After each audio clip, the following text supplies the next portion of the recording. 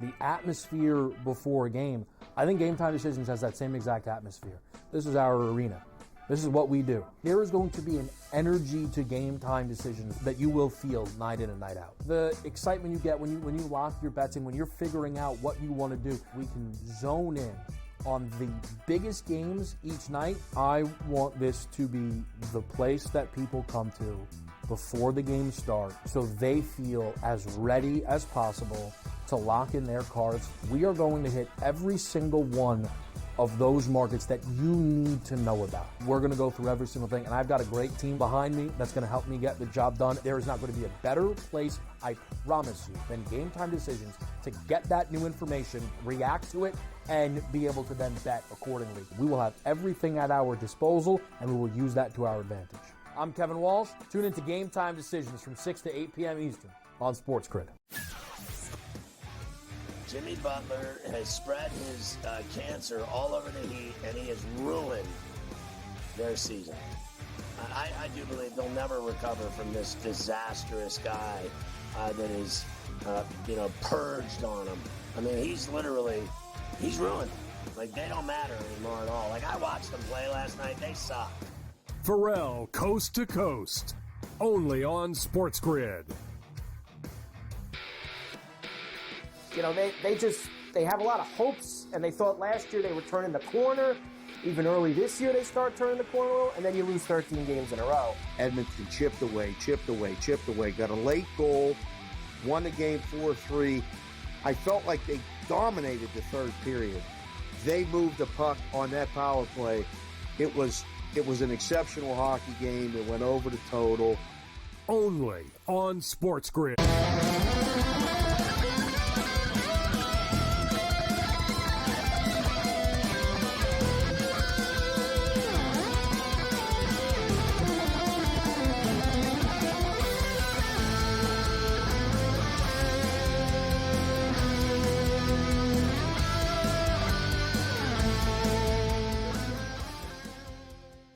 Let's roll. This is SportsRage. I am Gabriel Morency. The Princeton players, the hustlers, the people, the bust them, and everybody else in between. Let's do this thing. The Monday Night Meltdown has begun. SportsGrid Radio and Television Network, Sirius XM Channel 159. We played 2 periods of play in Boston so far this evening. Team Sweden up 2-1 on USA in a meaningless game for the Americans, although nothing's meaningless about it when you're wearing your national jersey, as we see Sweden playing with immense pride this evening in a technically meaningless game for them as well as the final is set. Canada needed to win in regulation time today to lock in their spot in the championship game, and they did just that. They were dominant early against the Finns, a late scare. Finland scored 3 consecutive goals after Canada had a 4-0 lead to make it close in the final minute of play, and then Sidney Crosby scored an empty netter for Team Canada, 5-3 final score. They now await Team USA, who beat Canada on Saturday night in Montreal, which was one of the more memorable and epic hockey games in recent memory. And in fact, that was as big time as it gets. I would say that was the biggest win for American hockey. I know they won the World Cup, all right? There was a World Cup of hockey in 96 or whatever, before they were in the Olympics. The NHL used to have tournaments every couple of years. They used to be called the Canada Cup, and then it was the World Cup or whatnot. So the U.S. won that, yet it wasn't that big of a deal when they did, right? It wasn't like the end of the world. It was, a summer tournament. It mattered, but in the history of U.S. hockey, it's not really, up there. It's all about the miracle on ice, right? Right. Well, that win on Saturday with the American national anthem getting booed, and then the 3 fights in 9 seconds to start the game. Canada scores the first goal of the game. It looks like Canada's going to take over. U.S. Win the hockey game. Yet it might be one of these situations where the USA won the battle, but Canada wins the war, so to speak. It was going to be super tough for whoever won that game to win again. All right? It was almost like the losing team. It's a lot like Ohio State, and I tweeted this after the game on Saturday. Ohio State lost to Michigan, but they were still going to the playoffs. And we saw what happened after they lost to Michigan. They terrorized teams after that. A lot of times, a loss can, be that wake-up call that teams need. And I'm not going to say that Canada wasn't focused before because they were super focused. They lost the game, right? It was a close game. Could have won either way. They lost the game. So it's not like, oh, they weren't focused, but there's like a different level of focus after. And we see this often in football and in base. You see this in other sports often where teams that are like playing for something down the stretch, they carry that sort of momentum. So like Team Canada was rattled. They needed to dig down deep. Like they were in must-win mode. And yesterday, like they talked about like how the team functions. It was very quiet. And they said, yeah, it felt like sort of like a Game 7 elimination game. It was very quiet, but they had a quiet confidence. And I think that intensity sort of carries over through the week right now. And then meanwhile, you got the USA who are in a tough spot either way tonight. Like if I was the U.S., I would have went pedal to the metal tonight. I understand, all right, guys were a little beat up, like Matthew's not playing, Matthew Tkachuk not playing. They didn't play a hell of a buck, but you're playing a dangerous game with trying to flick the switch on and off and on again, right? I almost just would have said if I was the U.S., you know what? The way things are going right now for us, let's just keep it rolling tonight, and let's, you know what I mean? I would sell it. Let's go undefeated in this tournament. Like I would say, you know, that's just me, though. They handle it a different way. We'll see whether it works out or not. Now, Brady Tkachuk got hurt tonight as well. Matthew Tkachuk was already beat up, but you know he's going to play. I mean, that guy could take a bullet and he's still going to play. But now Brady slid to the net pretty hard. It was one of those deals, though, you wouldn't figure that he would get hurt on it. It's okay, he's pretty tough. Yeah, okay, he crashed into the net, right? But he crashed in pretty hard. And he left the game. He came back. He left. He went back and forth. And evidently, like, something is wrong because now he's not back again. Like I said, he left the game. He came back. Then he left again. Then he came back again. Right? Oh, I don't know how the puck just didn't go in for the U.S. to start this period. They're coming out flying right now. So the third period has started. Listen, you're getting pretty big money on the U.S. right now if you think they're going to come back. And they are trying. It's not like the players on the ice aren't trying for the U.S., but just like when you sit a bunch of dudes and stuff, you're sending a message that it doesn't matter as much, right? So as far as the in-game number right now, the USA are plus 190. Sweden are minus 240. The total is 5.5.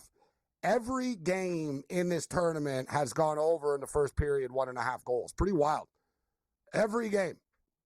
Every game in the tournament. How many is there's only been 5 of them, right? So there's been like 5 games. So like every game has gone over 1.5. For the most part, every game has sort of gone over in the tournament, except for the USA-Canada game. So it's 4-1 to the over. This one doesn't look, I don't know, this one could go over. It's still right there. The total was 5.5 tonight in this game. So it's sort of right there. It's 5.5 right now. Under 5.5 is minus 185. Over 5.5 is plus 150. We cashed a ticket on the over 1.5 for the first period in this game, and we're on Sweden plus 1.5 goals in this game. But I can tell you, and I'll admit it, I haven't like killed this tournament. I've been stubborn with some of the unders in this tournament. I had an under 7.5 today, alternate line that I ended up losing because I got to 8. So I've done myself in a couple of times with like in-game totals. So like I haven't been getting killed in this tournament, but I haven't been mopping it up. I thought I would do better. I'll put it this way. I thought I would do better in this tournament. Like, we were on Canada today. We had a piece of the minus puck and a half and stuff, but I had it parlayed under 6.5, and it was looking good. But Finland pulled their goalie with like nearly 4 minutes left in the game. They were down 4-1. I'll give them credit because to me it was like, all right, why are you doing this? You're just going to screw. Like, I figured, okay, you're going to pull a goalie with like 3.5 minutes left. They did. And I was thinking, all right, Canada will bury one, make it 5-1, and then the Finnish coach will say, all right, we tried, it's over. Except the problem was they freaking scored when they pulled the goalie. It was 4-1. Finland pulled the goalie, and they scored on Canada. They made it 4-2. And we had under 6.5, and then they scored again. Like 30 seconds later, they scored again. And it was like, oh, this is getting real now. They made it 4-3. There was like a minute left in the hockey game, too. You know where they made a mistake, though, Finland, at the end? They pulled their goalie too soon at the end. Like when they made it 4-3, I think there was a 1:07 to be exact left. I think it was 1 minute and 7 seconds left in the game. And it was like a face-off after the goal. And Finland were hell-bent on getting their goalie out of the net again, except they never really got control of the puck. Like, the puck was bouncing around center ice, and the goalie left anyways. That's why Crosby scored. Like, that was a mistake for Finland. Like, if they just would have been a little bit more patient, like another 10 seconds type of deal, make sure, like, dump the puck and then pull the goalie, could have been a different result. Finland might have scored again. Like, literally. Like, they had the momentum in the last minute there, but they made a big mistake. I know at the time, I was like, wow. Because I saw him in the net, and I remember thinking to myself, I was like, all right, smart move by Finland. You've cut the lead to one. I think it was 1:17, actually. I was like, yeah, you got 1:17 left. You've got time here not to pull the goalie right away. Except, like I said, right after the faceoff, like, the goalie basically left, and then Crosby buried the empty netter. So, 5-3 final score. All right, we got college basketball going on tonight. We gave you the winner with Virginia and Duke to go over the number. Let's go with the Baylor Bears tonight on the money line at home here against Arizona. They've just tipped off. The game's basically a pick-em. You get Baylor minus 115 right now. They're down 5-2. Let's roll.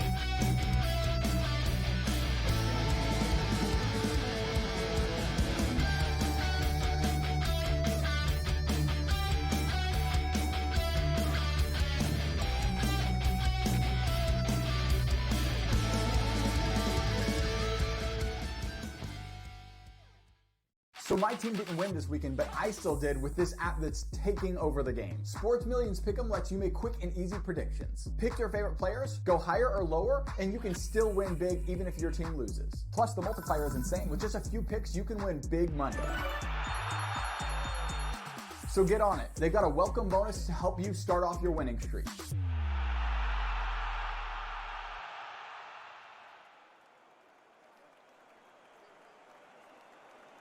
Anyone that's been to a sporting event, the atmosphere before a game, I think Game Time Decisions has that same exact atmosphere. This is our arena. This is what we do. There is going to be an energy to Game Time Decisions that you will feel night in and night out. The excitement you get when you lock your bets in, when you're figuring out what you want to do, we can zone in on the biggest games each night. I want this to be the place that people come to before the games start so they feel as ready as possible to lock in their cards. We are going to hit every single one of those markets that you need to know about. We're going to go through every single thing, and I've got a great team behind me that's going to help me get the job done. There is not going to be a better place, I promise you, than Game Time Decisions to get that new information, react to it, and be able to then bet accordingly. We will have everything at our disposal, and we will use that to our advantage. I'm Kevin Walsh. Tune into Game Time Decisions from 6 to 8 p.m. Eastern on SportsGrid. The two guys that can do it all. Too much electricity this morning. This is a good time. We're having a lot of fun. I had to do a triple take. Ka-ching! Why? Because of parity. I didn't mean to offend. Yeah, it's not going to happen. Load management is a dirty word. Let him rip. You know what? Circumstances provide the results. What? How do you do this once? Oh, Donnie, you got such a good show there. A network that is booming. The Early Line, only on SportsGrid. Your gut says Miami is going to win, and you should take the over. Your gut also said your NFT selfies would only go up in value. They didn't. But your head is on SportsGrid and knows the QB is in concussion protocol. The backup has a 45 QBR against the zone coverage. The New York D has the most sacks in the league. So yeah, trust your head. It's smarter to be on SportsGrid.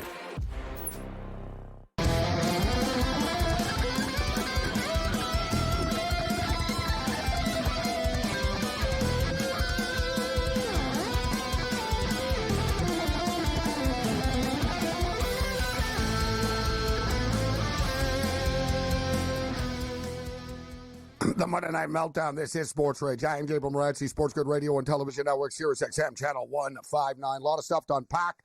It was a wild weekend in the Four Nations hockey tournament. The numbers were massive. The ratings are in for ABC on Saturday night, and they got nearly 5 million viewers at one point for that game, which is like serious. Like that's a big number. That's a big number for anything besides the NFL. right? Like the NFL, put it this way, like 8 million people watch the flag football game, Pro Bowl game, right? So like 8 million people. So like the NFL just puts anything on, hey, we're the NFL. Like people like will complain, oh, I don't like this, but they're going to watch it. Like, 15, 20 million people watch preseason games in the NFL. So the NFL is a different bird. But for hockey, and it should be noted too, the NHL has had a really, really, really, really bad year so far on TV.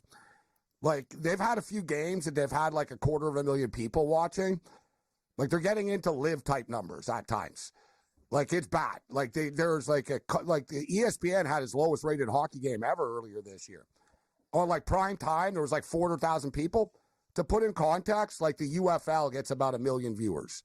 Like 1 million people will watch a UFL or an XFL game. So like 300,000 people are watching NHL games. It was bad. And it was like alarming, but they ended strong. I think it was the NFL, guys. I think it's the same thing with like the NBA, where the NFL is just that big and it just takes everything over. So once it's gone, like suddenly, like the NHL last week, like Super Bowl weekend had big time numbers. Like they had like over 1 million people watching their nationally televised games, which was like a sigh of relief. Now this tournament has been a godsend for them to get nearly 5 million viewers, but it should be noted, Thursday's game isn't on ABC. It's only on ESPN. All right, we got Joe Madden in the house, Cam Stewart. We got a 2-1 hockey game right now. The third period is flying by. The Swedes are playing with pride tonight, trying to get their first W in this tournament, although they kind of deserve better in a sense that they've lost both their games in overtime. So they are winning 2-1 right now, 13 minutes left in the game. Sweden are minus 330. USA are plus 240. Joe, Madden in the house. Joe, what do you think about this game in-game right now? What do you think is going to happen here? This is a hard one in game because I do think Sweden gets the win here and they're unbettable on that money line. But I do think there's an opportunity for them to get an empty netter as Team USA is really playing for pride out here. I didn't understand how people were saying Team USA is playing for nothing. I know they're not playing for the finals because they've already made that spot, but still the pride of all of these players out there has something to say. So I do think they'll end up pulling their goaltender. I think Sweden will cover that puck line. I'd lay the 1.5 with Sweden right now at plus 172. Going into this, I looked at Sweden on the money line as well as the over 2.5 goals and Rasmus Andersson to get a goal. So I was on the edge of my seat when we were on the break there, Gabe, because it was so close for Rasmus Andersson to get that goal. He just didn't make it. Cam, what do you think about this game? Who you are right now? Yeah, I'm on Sweden, Gabe, and I like the under 4.5 to plus 180 on my fan. Like that's crazy to me. I think the USA has to get out of here. They got both Kachuk's banged up, Austin Matthews banged up. They got defensemen playing a lot of minutes, and you got to worry about Canada. So the thing I think about right now is obviously you have pride, but Sweden to win 3-1 sounds about right to me. I kind of agree with Joe. Get an empty netter, we win there, and I'm on Sweden originally, Gabe. I think that's the play. And yeah, let's hand it to the Three Crowns. They came out today. A lot of guys would quit, but they want to beat America in this tournament at least with something positive. And USA's got to stay healthy for Thursday night versus Canada because it's going to be a bloodbath. Yeah, USA getting beat up a little bit. Brady Tkachuk left the game tonight, but that 4.5 right now. Listen, I would have laid a minus 230. I think it's too high, but I wouldn't be surprised if the USA tied this game and then boom, suddenly you've got over 4.5 and or they will pull the goalie like Joe said. There could be a couple of late goals still in this game. Listen, the players on the ice for the U.S. are trying. It's not like they're not trying, the players on the ice, but they kind of set the tone by not playing players. And then Tkachuk gets injured tonight, and sometimes like self-fulfilling prophecies happen.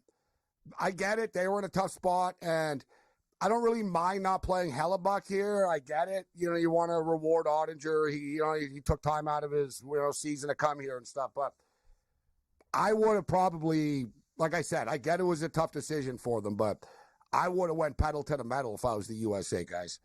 I wouldn't have changed the lineup. I would have done the exact same damn thing. I would have sold it to the players. Like, not only are we going to win this effing tournament, we're going to kill everybody. That's how I would have sold it. I would have said, we're not losing a game. We're in Boston. We're on American soil. We're winning this game tonight, and we're not taking the pedal off the metal. And they've taken the pedal off the metal, and now they're going to have to flick the switch back on after, guys. It's a dangerous game to play like that. Like, I understand. Listen, Tkachuk, you don't want to wear him out. He was beat up. You don't play Matthews. You don't play Hellebuck. Now Hellebuck is not going to play for 5 days in between games now. I think it's an advantage for Canada, Cam, that they had to play intense hockey today. And like I brought up off the top, like they were in lockdown mode yesterday. They were talking about how the team breakfast was very quiet and Game 7 Stanley Cup Finals like. And you saw today it was all business once again after. And they basically said, they were like, this is, well, we just won Game 6. Now it's on to Game 7.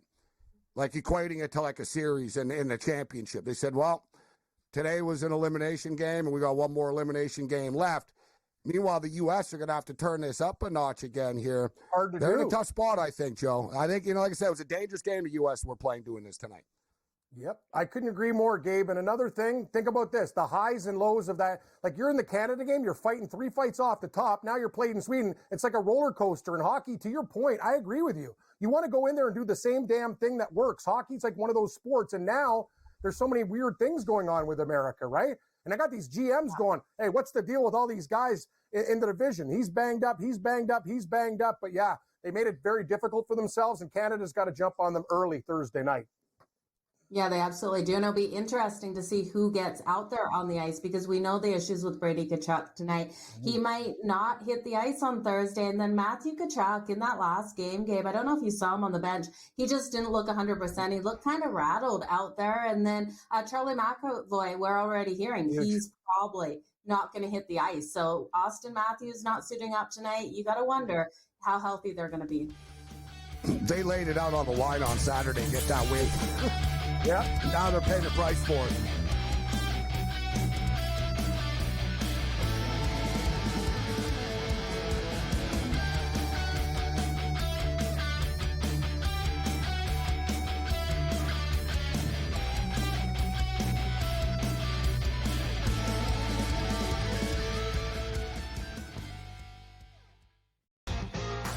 Slow play drum beat grows louder and louder every week to the point now that they're making overt references to it on the broadcast. So there's plenty of other guys that have to get faster.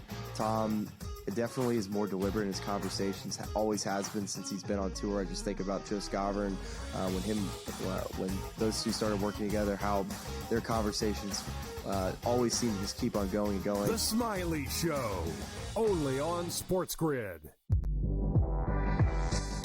At some point, these 80s are to learn, we don't need to hire ex-NBA guys. I need guys with college experience, who's gone out and recruited, who know how to develop talent. NBA guys with no college experience don't work in college basketball. I understand they run NBA-style offenses, but it doesn't mean they can run college programs. Betting above the rim, only on SportsGrid. In a short format tournament like this, like the Olympics, now this is even smaller, only 4 teams, who's got the best goaltending? Over, you're talking 3 round robin games and then a knockout with 4 teams. So you're playing 5 games. I'm not sold yet, Mike, on the USA stuff, on the merch, but I think I'm sold on the USA at least being in the final. Only on SportsGrid. 20-34. They are 14 games below 500. Any given night, you have no idea who is going to play for Philadelphia. Embiid has missed so many more games than he has actually played this year. I will not bet on the Ravens to win the Super Bowl. I will not bet on the Ravens to win the Super Bowl. I will not bet on the Ravens because for the last 4 years now, I do it every year, and I want to hit myself in the head with a bat. The Early Line, only on SportsGrid.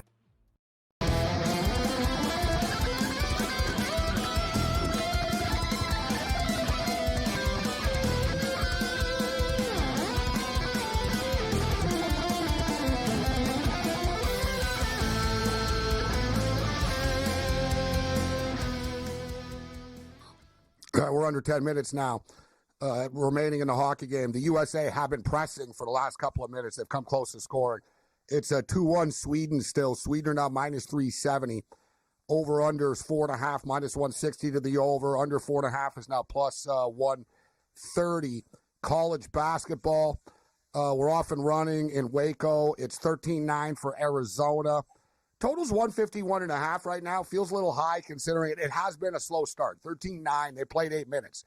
There hasn't been a lot of points in this game. So let's hold off and see if the number will, let's wait for the number to come down a little bit. Maybe we'll take a look at the in-game over. We are on the Baylor Bears on the money line in this game. We hit the Virginia Duke game to go over the number. And we're on the Utah Utes on the money line. Utah are up by 6 right now, coming off a big win over the weekend against Kansas in Utah. Listen, Utah aren't great. I don't know what they're 14-11 straight up, but they're not easy to deal with at home. Like, it's always been a really tough place to play. College basketball is like the last beacon of home stuff mattering, kind of. But we'll get to that in the Four Nations. So we've got a number, Joe, for Thursday's championship game. It's been up all day.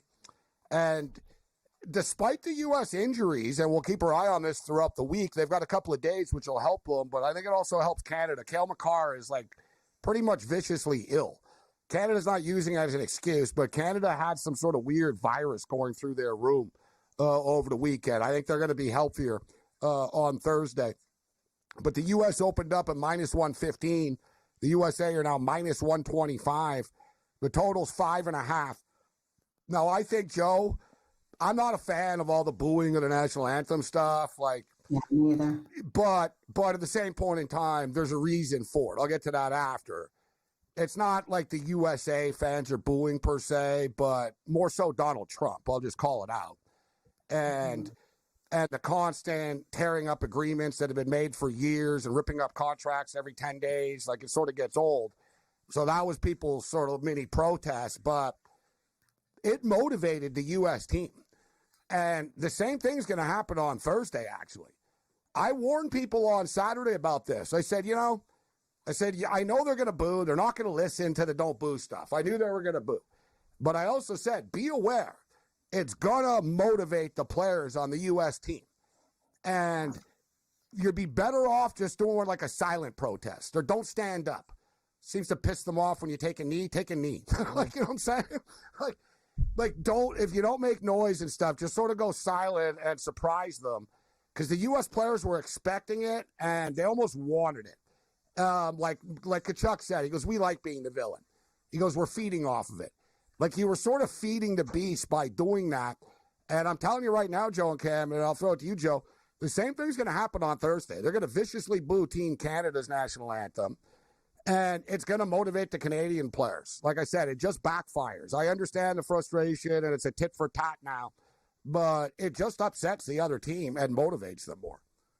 Yeah, I absolutely believe in that as well. And I don't believe in the booing either, Gabe. I think it's hard for fans. I know, I understand the protests, but at the end of the day, those athletes out there don't deserve to be booed with their national anthem. So what I'm looking at in this matchup, though, is I do think Canada has a fighting chance. I think with Cale Makar in the lineup, he had such a nice piece defensively. And we look at the mistakes Canada made in that first game. They weren't able to get those shots on goal. They played around with the puck way too much. And we saw them in this last game today against Finland. They were taking more shots, so they were fighting for those rebounds and putting the puck in the back of the net. And I think if they do that, versus Team USA, they have every chance of getting the win. I'm going to be looking at goalie props, though. I think between Connor Hellebuyck and Jordan Binnington looked so much more solid today in net. We should be able to see these goalies be able to have high save percentages in the matchup. So under 1.5 in the first period. I know it hasn't been the trend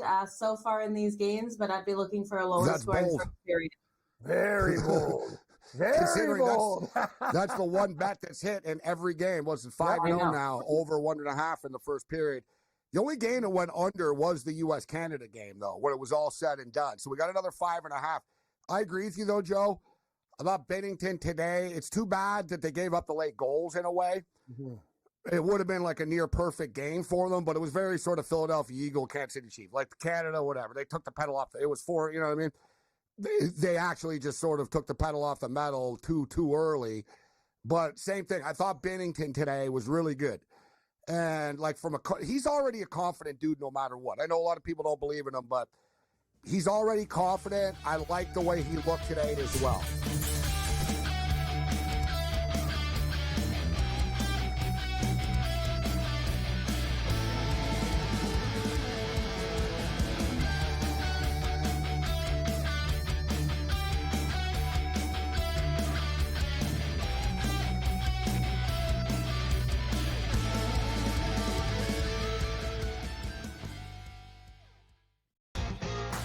slow play drum beat grows louder and louder every week, to the point now that they're making overt references to it on the broadcast. So there's plenty of other guys that have to get faster.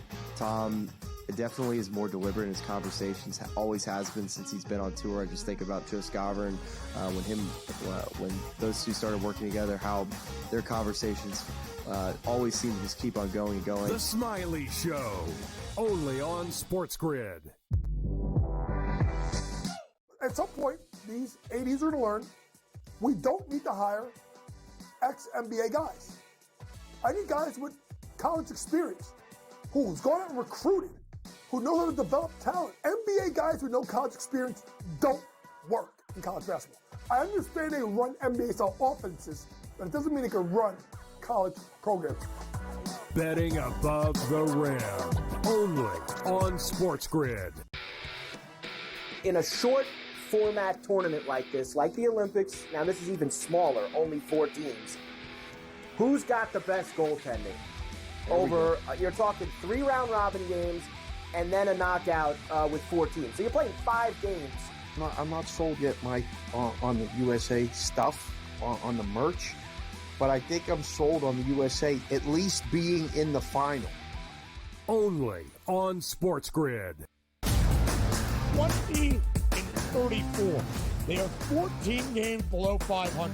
Any given night, you have no idea who is going to play for Philadelphia. Embiid has missed so many more games than he has actually played this year. I will not bet on the Ravens to win the Super Bowl. I will not bet on the Ravens to win the Super Bowl. I will not bet on the Ravens because for the last 4 years now, I do it every year, and I want to hit myself in the head with a bat. The Early Line, only on SportsGrid.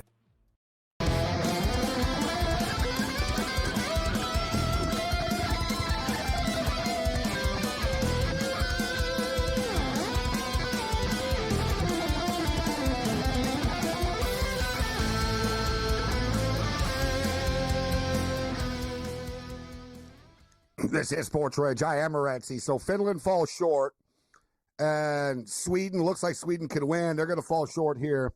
We should know, too, to put in perspective for these countries. Like, imagine if they were playing in Helsinki right now. Like, it wouldn't be as easy for Canada and the U.S. Like, I get it that the Swedes and Finns, they all play in the NHL and stuff, but the home ice, like, when it's a tough spot for Sweden and Finland to be in. And they're saying the World Cup, it could be like it's open for bidding and stuff. So it could actually be in Europe, the 2028 World Cup, which I'd like to see. Put it this way, man. Like Team Canada, the first time they had pros in the Olympics, it was like, oh, Team Canada's going to win. They went to Japan, and it threw them off. Like, it legit threw them off. They admitted it after. Like, they didn't like the food. The time zone difference screwed them up. Like, they basically said after it was weird. Like we were playing at like 4 in the morning. It was weird for them, and that's why like the NHL, they didn't want to go to China and stuff. Like they only like certain time zones. So like these pros, they're really like kind of big babies in their little comfort zone here. You're playing in NHL rinks. It's like, all right, let's go play in Moscow and see how easy it is against the Russians. Right? It won't be suddenly, it won't be as easy. So it should be noted. But I think the home ice on Thursday, I don't think it means much, to be honest, guys. We saw, like in Montreal, okay, you get the emotional charge off the top. Number one, there's going to be a ton of Canadians in the building on Thursday. All right? There's our boy McInnes already has tickets. There's going to be a lot of Canadians in the building on Thursday. I think it'll be like split, to be honest. And they're going to boo the national anthem. It's just going to piss the Canadian players off like it pissed the American players off the other day. I think it'll almost backfire on them, to be honest, Joe. I think Canada's going to get it done. Gary Lawless tweeted out on Saturday, and he goes, I spoke to a smart hockey person. It was before the game. And they said whoever wins this game tonight on Saturday is going to lose on Thursday. I like that. And it kind of set that way up a little bit. And I brought it up, Cam. It's very much like Ohio State and Michigan. Mm-hmm. It's like Canada losing to Ohio State losing to Michigan in Ohio State was like a gut punch. Like it just ripped their hearts out in the same way it ripped Team Canada's players' hearts out to lose that game. They knew how important it was to the nation, and they let the nation down. They have a fire within them now because of this. Yep. Like I saw Nate McKinnon today after the game.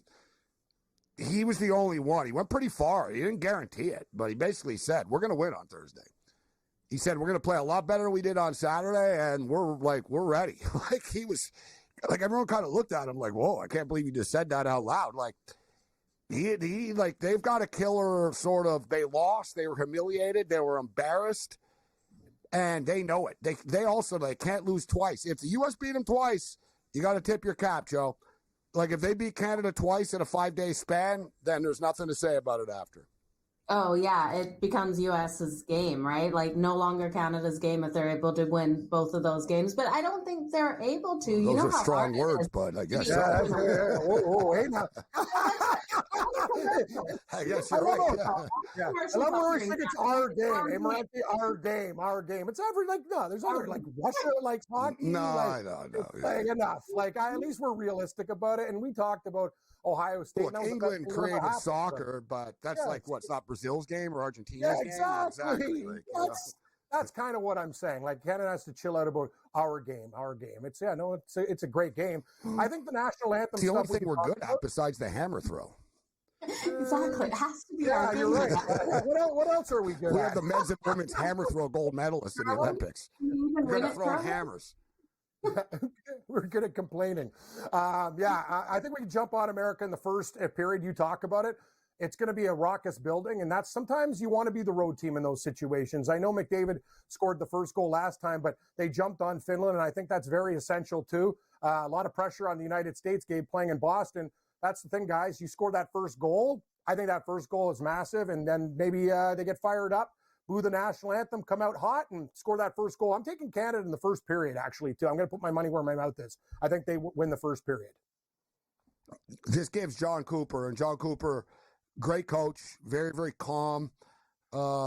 His personality sort of suits the team with his calmness. You saw his pregame speech today, in which he said, there's no one big play. He goes, let's just put together a bunch of plays, and then a big play will happen. And, that's winning football, too. Like, championship coaches, like, smart teams understand that. One play at a time, and it all adds up, right? Like, you practice hard, you practice perfect, and then you'll execute perfect, right? Some teams sort of think, oh, we'll turn it on when it matters. Like, no. You got to be on all the time. And then the results will show when it does matter. I'm just thinking, Joe, you're going to see, like, Cooper's going to coach these guys so hard over the next 2 days. Like, Team Canada already had, like, a 2-hour practice the other day. I can't imagine what they're going to dig into now, but they have to be careful not to overthink. Just sort of don't overcoach now, right? Just sort of let the players get some rest. I was thinking that it would help Team Canada being off for a couple of days because they do have an illness in the room.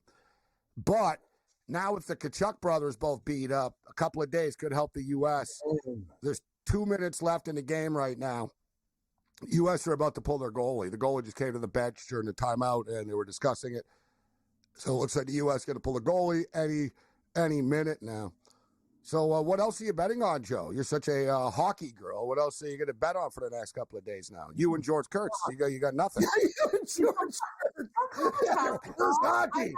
College basketball. You bet the Duke game tonight. Come on, Gabe. Why are you throwing George under the bus, by the way? Like, what no, did he George. do? No, you're betting more than George. George is he's looking for international hockey somewhere, Gabe. I don't know what else he's going to do. Baseball state draft? College basketball the next couple of days for sure. But yeah, I'm hoping K-State and Utah stays under that total. Original total was 138.5, I think. It was low. So it's gone up to 143.5 as Utah's leading this one 46-43. So I like your bet on Utah, Gabe. They're going to close game here. Well, this game could go either way. Like I said, Utah is a tough place to play, but it's also kind of tough for Utah coming off that big emotional win against Kansas. That was a big-time win for them. So, like, to match that, K-State aren't Kansas from a sexy sort of get-up for the game and national television on Saturday night, etc. So, but it is a tough place to play. And Baylor, I'm on Baylor on the money line. Baylor have chipped away and taken a lead. It's 22-19 for Baylor. And speaking of which, Arizona guys coming off a very emotional game on Saturday in which they lost to the Houston Cougars. Yeah, that was a crazy game. I got to tell you, man, that That Houston team, Gabe, you talk about defense, but they're always problem. Me and you talk about this all the time. They're going to have one game in the tournament where they just can't get there.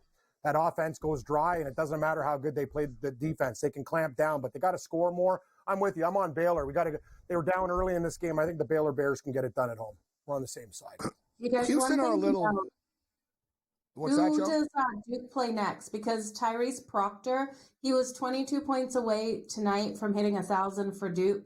He hit 7 tonight, so I'm going to be looking at him to hit in his next game if they got a weak defense again. But he only got 7 points tonight in that matchup, which was terrible.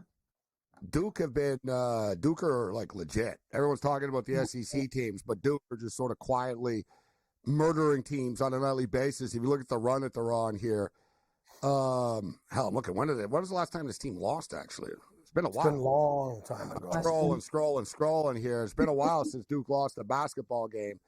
And they're winning by margins. Like, they beat Stanford by 36. They beat Cal 78-57. They just go on the road. They beat Virginia 80-62.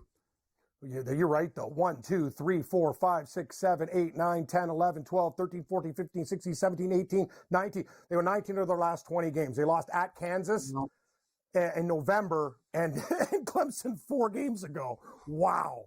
That's they're on a roll. Damn good. The Clemson are good this year, actually, but they're playing Illinois next. You got a weird Big Ten ACC matchup coming up. Illinois at Duke on Saturday. Thanks, Joe. Thanks, guys.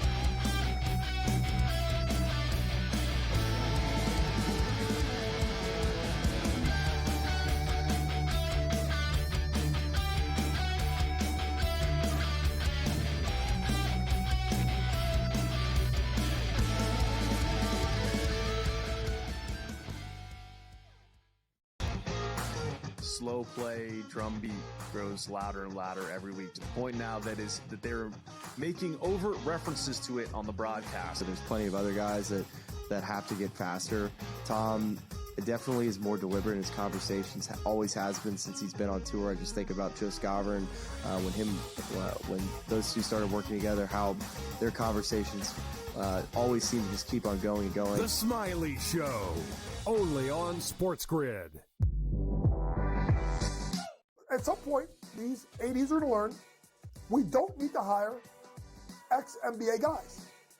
I need guys with college experience, who's gone out and recruited, who know how to develop talent. NBA guys with no college experience don't work in college basketball. I understand they run NBA-style offenses, but it doesn't mean they can run college programs.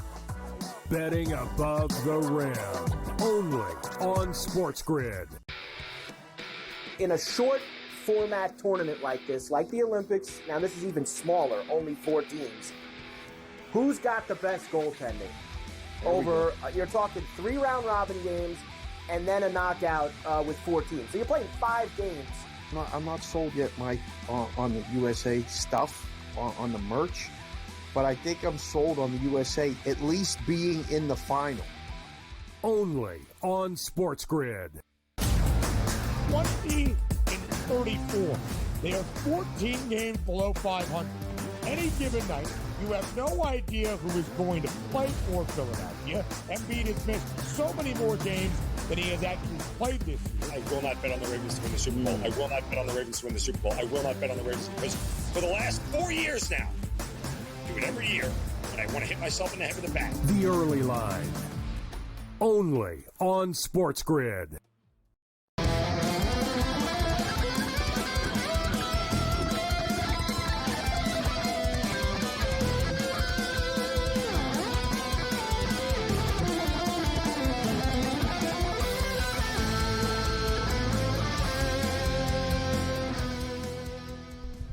Well, we got a final score from Boston.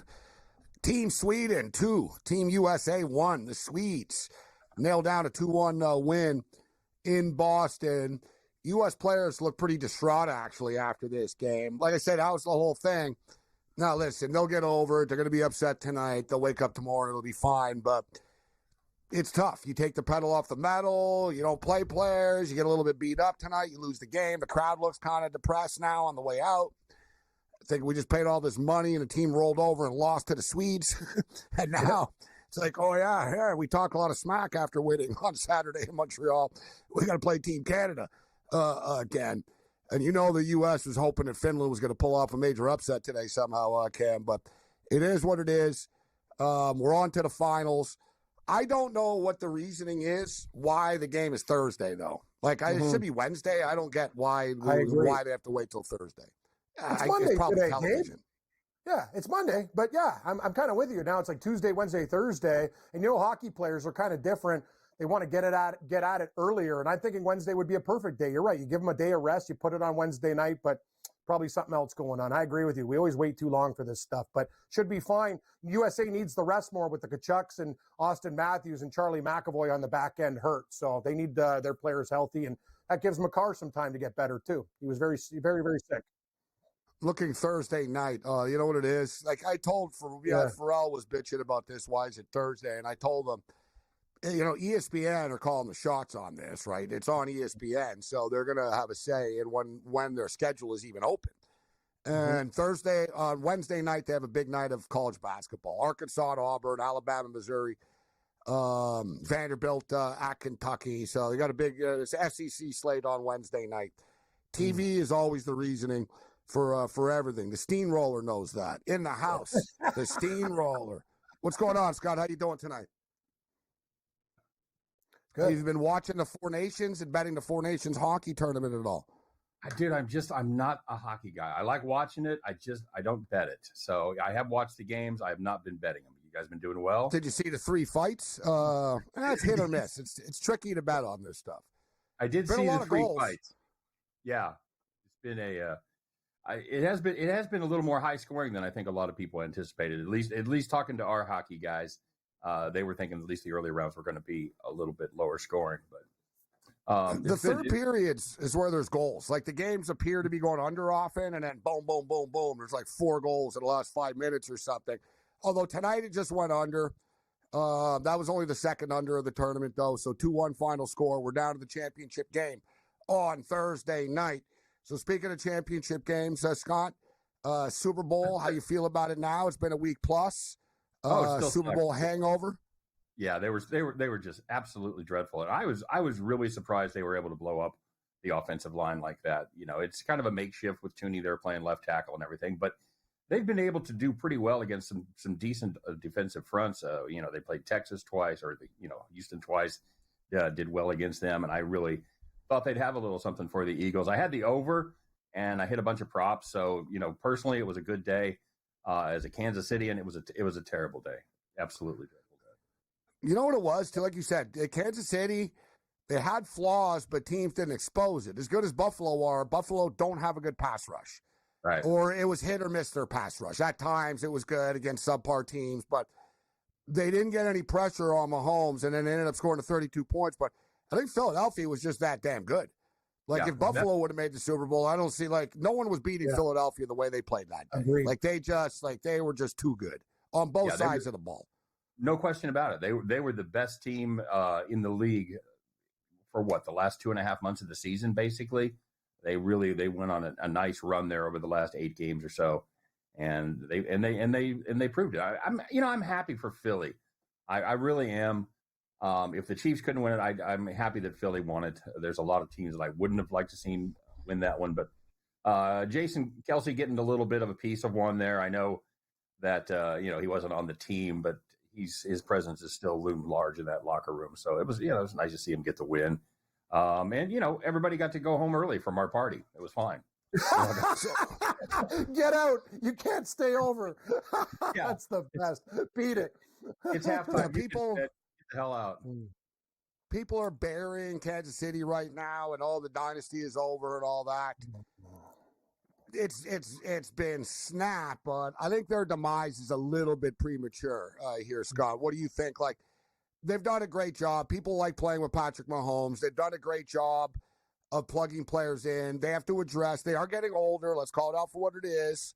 Sure. So they're not the same team anymore, but I do have confidence in their front office to make some moves and still be aggressive. Right, Chris Jones is kind of starting to age a little bit now, as you see. Travis Kelce's at the end of the line here. What do you think about Kelsey? Do you think he's going to retire? Because they gave him the deadline, right? Like mid-March to decide. Yeah, March 18th, I think, is the drop dead date for him and to pay the roster bonus. So they definitely got to have a decision by then, and they've got to be able to prepare for the draft, whether they're going to have to replace the tight end position or not. I think he's got one more year in him. I think he's got one more run. It's hard to say. You never know. Look, there's no reason for him to keep playing other than chasing another ring. You know, you talk about a guy that has life by the short ones. Absolutely, he can do what he wants to. He's in a rare spot, where he has more money waiting for him after football. Yeah, let's say even if he makes $12 million this year, he's not going to look to break the bank or whatever. I think it was 15 this year he got or whatnot, but right. Dude, the guy has literally, like you said, he could be in movies, this, that, TV shows. There's 100%. worse, like you said, he's going to cash in after this. And also, you have to sort of think, if you're him, probably should sort of cash in now while you're hot. You know what I mean? Yeah. This is sort of the time right now. And before, the Kelsey fatigue kicks in, which I'm already sick of both of them. Not, whatever. Fair, I got nothing against them personally, but it's whatever, dude. It's just sort of not be. Yeah. Well, it's like Shaq Kenny, and Ernie Johnson and stuff. It's we get it, man. You don't have to be. That was the problem last night with the All-Star game. Well, I didn't tune in to watch a tribute to Shaq. I'm trying to watch the game. Yeah, once Taylor breaks up with him, and that's another thing too. They're not going to be together forever. His stock won't be as hot. I would probably retire if I was him. Yeah, I agree.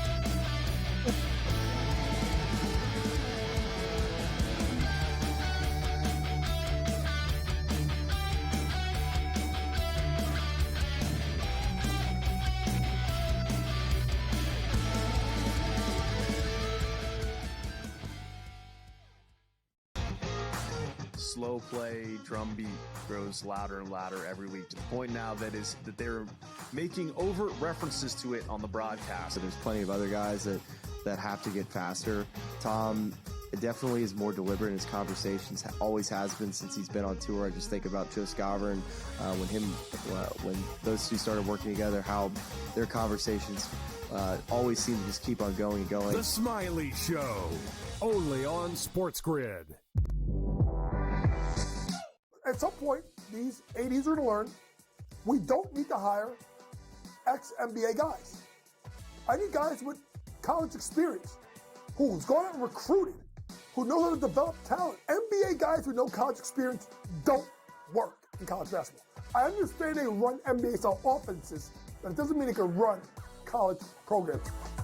Betting above the rim, only on SportsGrid.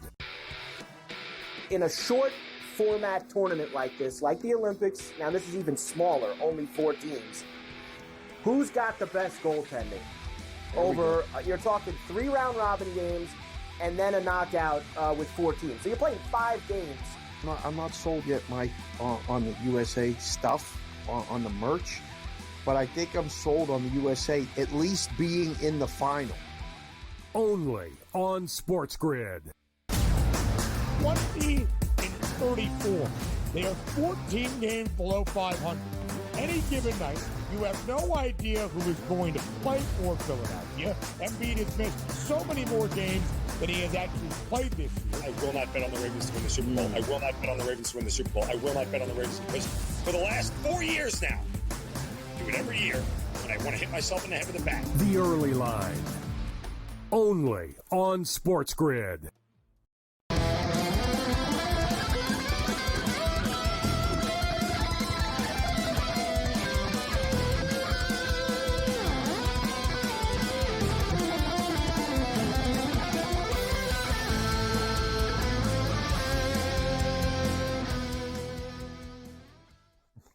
This is SportsRage. I am Morency. So our boy, the Steamrollers, a Kansas City Chief fan. Got some Kansas and Kansas State basketball. Kansas played Utah on Saturday. Lost at Utah. Now it's K-State's turn up tonight. I'm on the Utes on the money line here, Scott. Tough place to play, right? They're an average team, Utah, but they're better at home. You got to deal with the altitude as well. If you're not used to it, this is a new conference for K-State to be traveling into this road situation. First time in the altitude could catch up to them a little bit. But we do have a really close game right now, 50-48. And Arizona's up 31-28 on Baylor right now, late in the first half. Yeah, this is I've got the under 145.5 in this game. This the K-State team, and I really rode them there. They had that nice little winning streak where they kind of woke up and started winning games, and then they went to Arizona State. What a bricklaying festival that was. They shot 2 for 22 from deep, and Arizona State was 1 for 19. They were combined 3 for 41 from beyond the arc. I'm not sure if that's a record, but it's certainly a record for any game I've watched. That was absolutely dreadful. And they've been getting abused on the boards. They're getting abused on the boards again tonight. And they're just not getting any second chance points. And if the threes aren't going, it's going to be a long night for K-State. Now, I think they are going to be able to get it. I think my under is good. Knock, knock, knock. As long as they don't get crazy here and go to overtime. But I think your Utah play is probably the way to go there. I didn't want to touch K-State tonight. I don't know if you saw the Alabama and Auburn game on Saturday. So it was one versus two. Speaking of kind of brick fests, right? Alabama just couldn't hit a three, right? You know what I mean? When you live by the three, you're going to die by the three. And it was just one brick after another. But they get so many possessions and they take so many quick shots. They get a lot of shots off. I love the over the game. The game ended up going over the number. And now Auburn have sort of established themselves as being the overall number one seed. They are the favorites to win at plus 300. I see Duke at plus 400 right now, although there's an odds boost for Duke up to plus 450. The Florida Gators are 9-1. Houston Cougars 9-1. Alabama 10-1. Iowa State 16-1. Tennessee 18. And then there's a little bit of a drop-off. Texas A&M are 30-1. Purdue are 33-1. Arizona are 35-1. Kentucky are 35. St. John's are 35. What do you think about the future basketball board, Scott? I like that Auburn team. I like the way they play, and they seem to do well against tough opponents. They did well against Alabama. They did well against Florida. I like that team. I like that Tennessee team when they're on. They don't always show up as well as they should. I'm going to be curious to see the Florida-Oklahoma game tomorrow night. I want to see if Florida can absolutely run them out of the building there. I think there's a real good chance that your champion is going to come from the SEC. There was I do like the way the St. John's team is playing. I like the way they play defense. They're not a great offensive team, but man, defense travels, and it really travels well in the tournament when they seem to tighten those rims up a little bit. And defense really rules the day. So I would like to see the kind of draw they're going to get, how they do in the tournament. I like that St. John's team. You want to take a pizza money flyer at 35-1. I don't hate that a bit. Yeah, I could see them going on a run. They feel like at least an Elite Eight type of team. Looking at tomorrow night's card, as he mentioned, Oklahoma's in Gainesville. Florida Gators are 15.5-point favorites against the Sooners. Texas A&M at Mississippi State. You mentioned Auburn, too. These guys have played 10 top 10 teams this year. That's pretty crazy. Yeah, they're getting. I saw they said they're 9-1 against top 10 teams. I was like, wow, you guys played 10 top 10 teams they played this year? You got to be kidding me.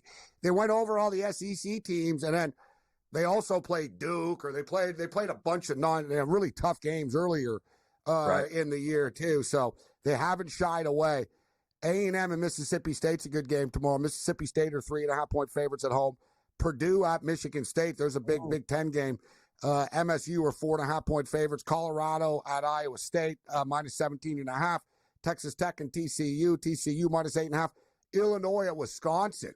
Total 160.5. Badgers 3.5-point favorites. Houston's at Arizona State. Seton Hall at Marquette. And here's an interesting one, Scott, at the back end here. I talked about Kansas losing at Utah on Saturday. They got to stay out here in the state of Utah. Now they get a good BYU team at home. Yeah, that'll be interesting to see. You know, that game against Utah last week, Utah had 3 guys that out-rebounded Hunter Dickinson. And, you know, he was supposed to be the savior. He was supposed to be the big man that was really going to take Kansas to the next level. And I think he's probably been one of the biggest disappointments in college basketball this year. He knows he's a Michigan fan. Sorry, buddy. This is like his 18th year of college basketball. Exactly. You're right. We'll wrap up with Scott on the other side.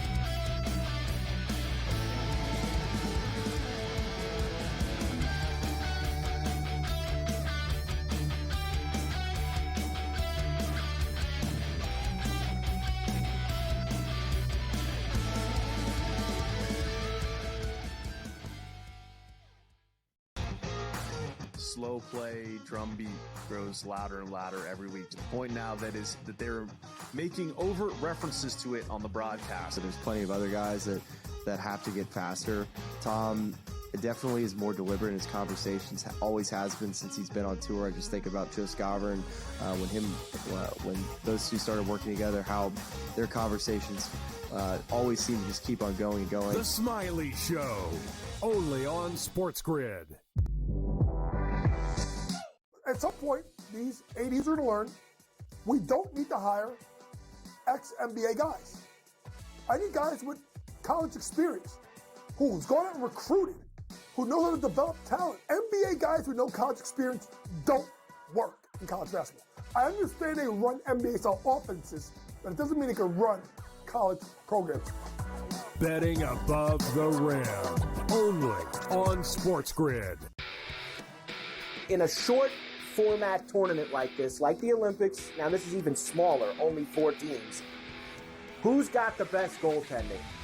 Over, you're talking 3 round robin games and then a knockout with 4 teams. So you're playing 5 games.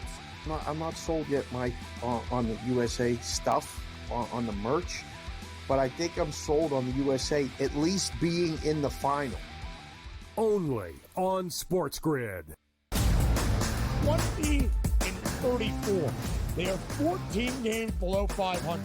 Any given night, you have no idea who is going to play for Philadelphia. Embiid has missed so many more games than he has actually played this year. I will not bet on the Ravens to win the Super Bowl. I will not bet on the Ravens to win the Super Bowl. I will not bet on the Ravens because for the last 4 years now, I do it every year when I want to hit myself in the head with a bat. The Early Line, only on SportsGrid.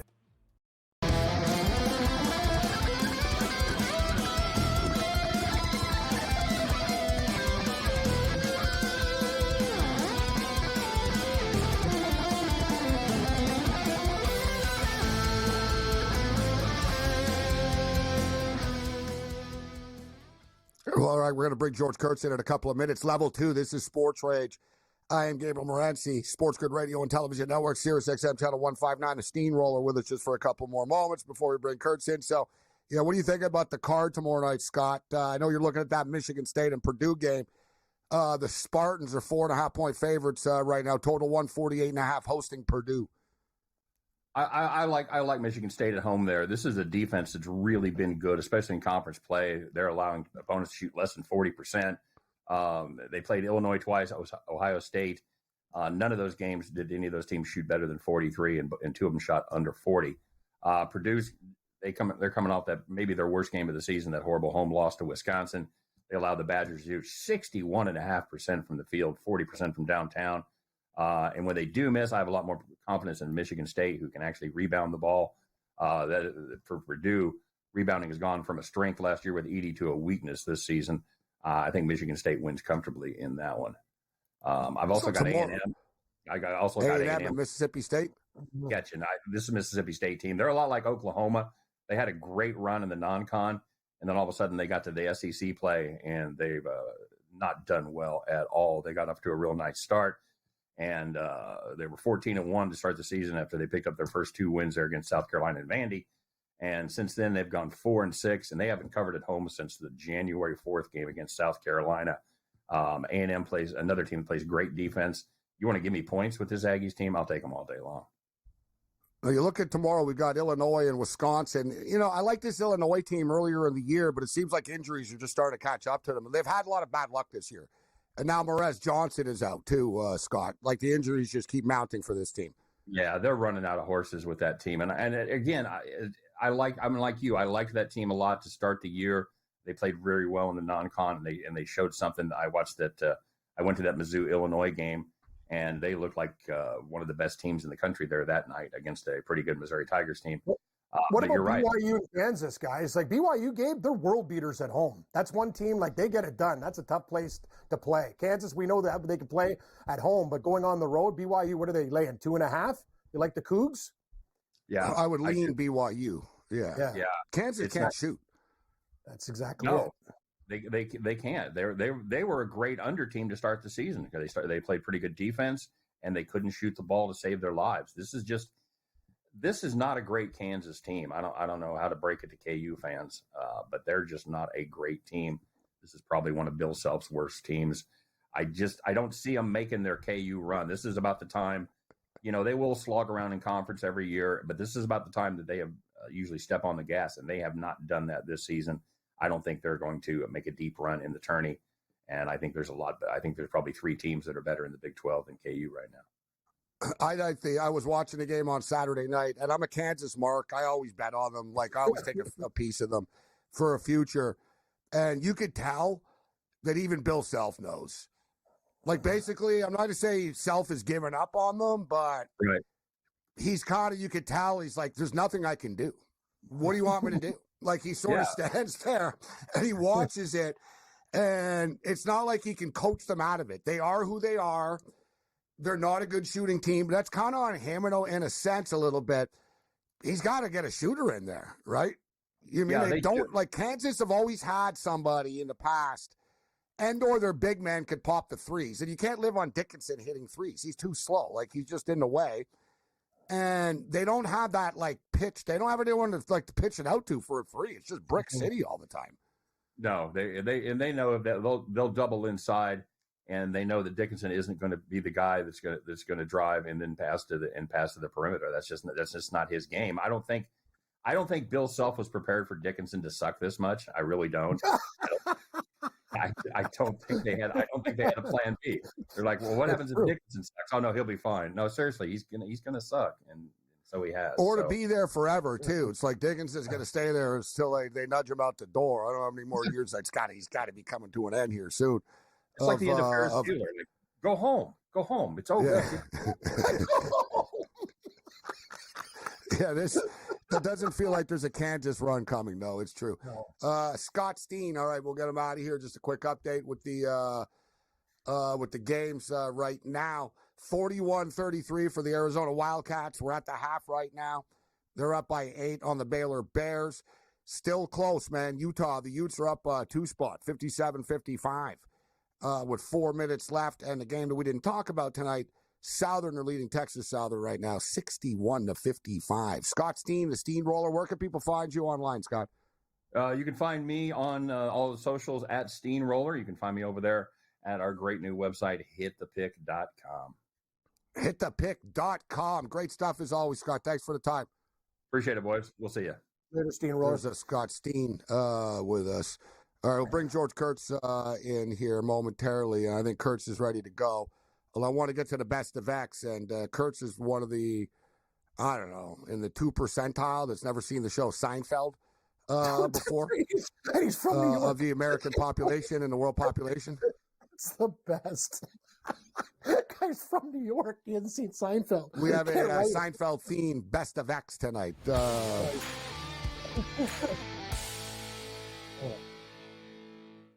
So FAU, Florida Atlantic University, are holding a Seinfeld night. Kramer's actually going to be there in person. Fans can meet Kramer live and in person for photos and autographs. Custom signed Seinfeld poster giveaway available while supplies last. A giveaway of a Pez dispenser. I like that. And I like they're honoring, because this famous Seinfeld episode where George pretends he was a marine biologist to impress a woman. They're going to honor the marine biology department. I guess Florida Atlantic has a world-renowned marine biology department.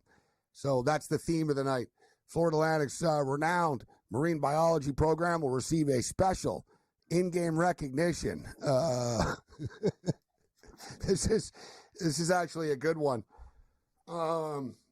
Although I don't know about bringing Kramer into a basketball game, to be honest. Yeah, that's a good point, Gabe. Forgot about the past. Yeah, that's a little dicey.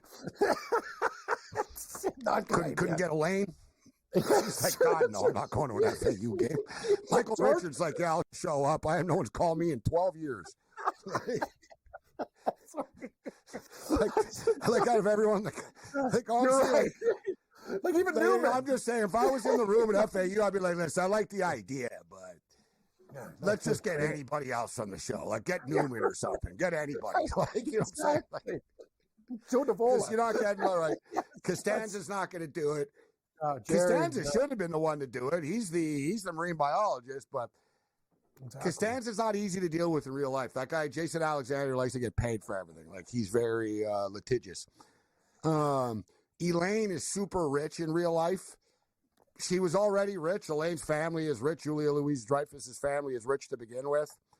I forget what, like, company they own, but, like she's rich to begin with. She was already rich before. Now she's super rich from Seinfeld, and she's super rich from that show Veep. So there's no way in hell Julia Louis-Dreyfus is wasting her time going to an FAU Seinfeld night. Jerry Seinfeld's like a billionaire. He's not doing that. Like I said, I think Wayne Knight, who plays Newman, would have done it. I agree. Newman's a better choice. He was the guy. Yeah. Like Kramer, okay, I guess. But like I said, just seems like, I don't know, like, I used to love Kramer too, but like he kind of brought it upon himself. It is what it is. But what I don't understand what Kurtz is, there's even like the damn last 3-4 years of the show is about the New York Yankees as well. Like every episode has a Yankee theme.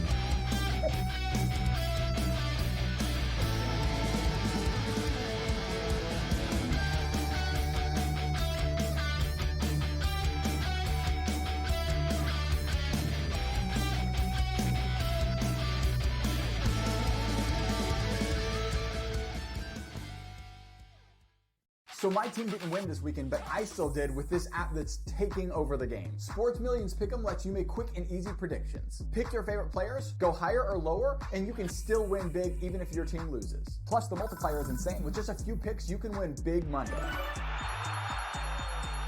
So get on it. They've got a welcome bonus to help you start off your winning streak.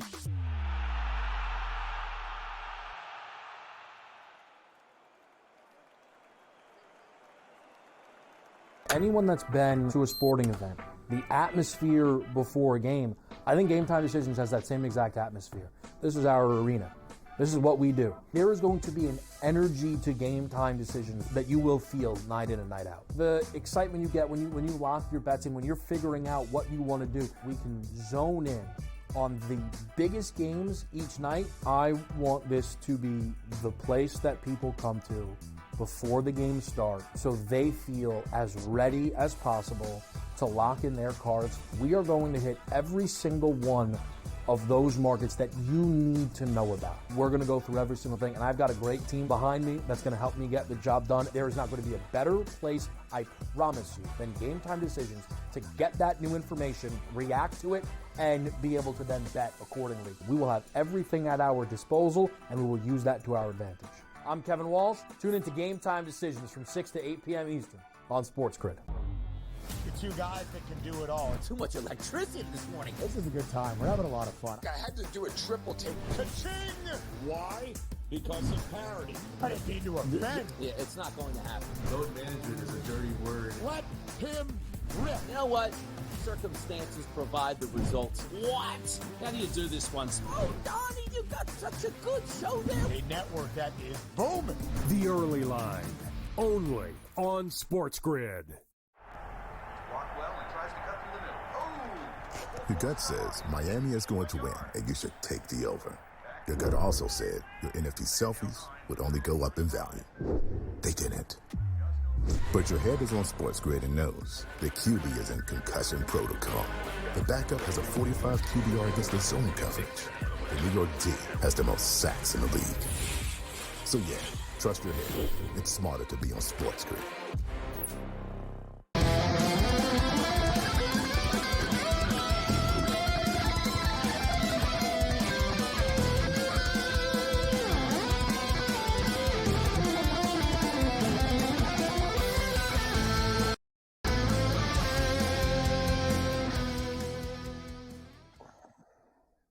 This is SportsRage. I am Morency. We're kicking it. George Kurtz in the house with us right now. Cam Stewart as well. So, all right, Kurtz doesn't know anything about Seinfeld. We'll see what he knows about the Four Nations hockey tournament. George, you're one of the people, the NHL is going to be off for a week and a half here. This is terrible. But this has been much better than NHL hockey. Like, you can't top what we've seen here at the Four Nations. Tonight was a little bit anticlimactic because obviously it was a meaningless game for both teams. Sweden ended up beating the U.S. tonight. But Saturday night with the three fights in 9 seconds. All year, guys, in the NHL this year, there have been 5 games with 3 fights in them. So you had 3 fights in 9 seconds to start. And the Tkachuk brothers, they put their heart on their sleeve. They knew they wanted to send a message, and Canada was up for it. Let's go. Let's fight. That was some real old school hockey. That reminded me, like, the Quebec Nordiques and the Montreal Canadiens was like that. They got into a fight before the game started once. It was Easter, too. It turned into, like, the Easter, remember, it was the Easter Massacre or whatever the hell it was called. Like, it was over the top. Like, they were, like, swinging sticks and going at each other in the hallway before the game, and it spilled out onto the ice and then during the game. And the Canadians and Flyers famously had a massive brawl before the game once in the playoffs. But all that stuff was in the 80s, George. That was some real 80s stuff. You know, I do miss the brawls, right? I mean, full line brawls, team brawls, people hop on the bench. I do miss that. I know it sounds terrible, but I do miss that. And I know there was a certain time ago where the NHL put refs on the ice even during warm-ups to stop all that, what we're talking about here. So they're going to give out penalties then. But, yeah, I do miss that. I was on In-Game Live, all right, from 8 to 12, whatever it was on Saturday. And that was just great. You're like, oh, Matthew Tkachuk and Hagel, right on the face-off, they're going at it. That was a good fight, by the way. I give so much props to Hagel. I did not know he could throw him like that. That was a great fight. You're like, all right, that was good. Oh, my God, the other Tkachuk's going at it with Bennett. You know, then JT Miller, who probably picked the wrong guy to go with. Yeah, he took Branco. That guy's a killer. Yeah.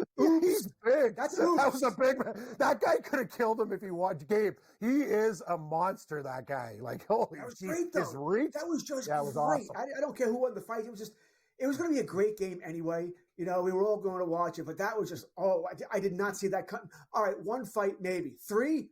No way in hell did I expect that to happen. That just really, it's been a great tournament. I said this to you last week, Gabe.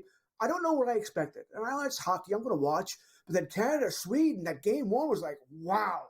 You know, that was hockey. You know, fast, skill, speed, hitting. It had everything. And I was like, oh, this is going to be really good here. And it was great. And I'm happy it was. You know, my only complaint, and I've told you this before, the Russians have to be involved in this. You can't have this kind of tournament and not have Panarin, Kaprizov, Ovechkin, Vasilevsky. And the Czechs as well. Involved. And the Czech Republic. Yeah.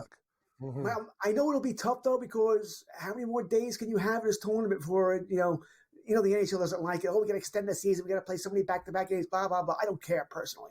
3-4 more days, fine. Have a couple more back-to-backs. The next time, though, they're going to be in the Olympics next. So the Olympics is the next one. And 2028, they're doing a World Cup.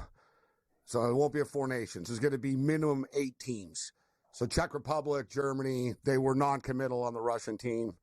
But they basically said it'll be minimum 8 teams in 2028. And it'll be in the summer, George. I think it's going to be like in August, this one. Well, they right can't go before back to training the camp All-Star opens. game. I mean, you probably... Yes, they will. They're going to. That'd be anticlimactic. The thing is, next year there's no All-Star game. They're in the Olympics. And the year after there will be an All-Star game. So there's going to be an All-Star game like every 2 years now only. You know what I mean? I think the next one's is here, right? I think it's at the island at UBS, I believe. So not this year, but the year after. Right. Yeah, because they're going to play the Olympics every 4 years and the World Cup every 2 years. So it'll be an All-Star game in between those. Well, they better get the game better because it's just going to be the same thing. I'll watch the skills competition. It's somewhat interesting. The game itself, I don't care about 3-on-3 and nobody playing defense and no hitting. I just don't. It's the Pro Bowl all over again. People need to stop complaining about these All-Star games so much, though. Like they're well, just stop publicizing them then. I mean, they're exhibitions. They're just for the fans there. It's just it's not right. It's it used to be serious. It used to be more serious. Even the NHL, people criticize the NBA to death, all right? The NHL All-Star game, like you said, Kurtz, is terrible. Like, they legit don't care. It's 3-on-3. They don't really know how to do it. They're passing the puck around everywhere. The problem inherently with the NHL All-Star game as well, with the 3-on-3 stuff is NHL players are not showboats. It's the anti-hockey culture. Like, people get mad when you try to do a lacrosse, sort of. They call it the Michigan, whatever. Like, you know what I mean? People get mad after. Oh, you know, like, I'm here, Don Cherry. I'd punch him in the face if he ever did that. Like, right? Yeah, exactly. Turn around. Oh, that's not hockey. And, like, they hate that stuff. So, like, no one wants to be the jerk. Like, no one, like, you know what I mean? It'd be fun to just see Connor McDavid, like a golf shot, you know, hit it in the air and swat it or something. He's kind of almost you know, he off, could do Dave. all kinds of crazy stuff, but they're not going to do it. They're like, oh, I don't want to show off. It's like, well, it's kind of, we're wasting our time here. It's an all-star game. You're supposed to show off or play it for real, right? They used to play it for real, guys. They used to take it more seriously, the all-star game. There was even hitting. It wasn't like risk injury. No one wants to risk injury anymore, so they're not going to do that. Just like the Pro Bowl. You know, look at this tournament. This tournament, we have had injuries right now. But you know how mad we would be if any one of our players, if Austin Matthews took a hit in the All-Star game and was out for the rest of the season, we'd be up in arms. So yeah, but people all praise Pete Rose for killing someone in an All-Star game. Ray Forsey, yeah. Ruined his career. That's just they wanted the money back then, right? They needed that extra money, whatever the All-Star winners got here. They don't need that anymore. No one cares. That's like Buddy Ryan, the coach of the Eagles. Remember, you're a Cowboy fan. He before the game, the season opener, he said, I'll give $1,000 to anybody that lights up Tony Zendetta. And guys on the Eagles said, who? They said, he wants to get the kicker? And he goes, yeah, I'll give $1,000 to anybody that runs the kicker. And they were like, why? They were like, why, coach? Why the kicker? And he says, this son of a bitch missed a kick in the Pro Bowl, and he cost us all the winning bonus last year.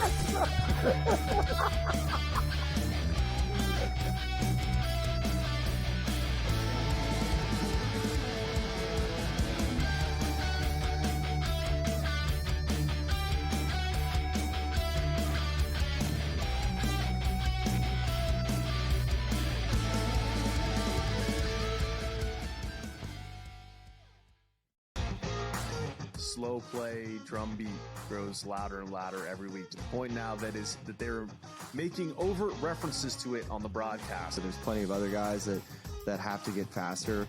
Tom definitely is more deliberate in his conversations, always has been since he's been on tour. I just think about Joe Scover and when those two started working together, how their conversations always seem to just keep on going and going. The Smiley Show, only on SportsGrid. At some point, these 80s are to learn, we don't need to hire ex-NBA guys. I need guys with college experience, who's gone out and recruited, who know how to develop talent. NBA guys with no college experience don't work in college basketball. I understand they run NBA-style offenses, but it doesn't mean they can run college programs. Betting above the rim, only on SportsGrid. In a short format tournament like this, like the Olympics, now this is even smaller, only 4 teams, who's got the best goaltending? Over, you're talking 3 round robin games and then a knockout with 4 teams. So you're playing 5 games. I'm not sold yet, Mike, on the USA stuff, on the merch, but I think I'm sold on the USA at least being in the final. Only on SportsGrid. 20-34. They are 14 games below 500. Any given night, you have no idea who is going to play for Philadelphia. Embiid has missed so many more games than he has actually played this year. I will not bet on the Ravens to win the Super Bowl. I will not bet on the Ravens to win the Super Bowl. I will not bet on the Ravens because for the last 4 years now, I do it every year, and I want to hit myself in the head with a bat. The Early Line, only on SportsGrid.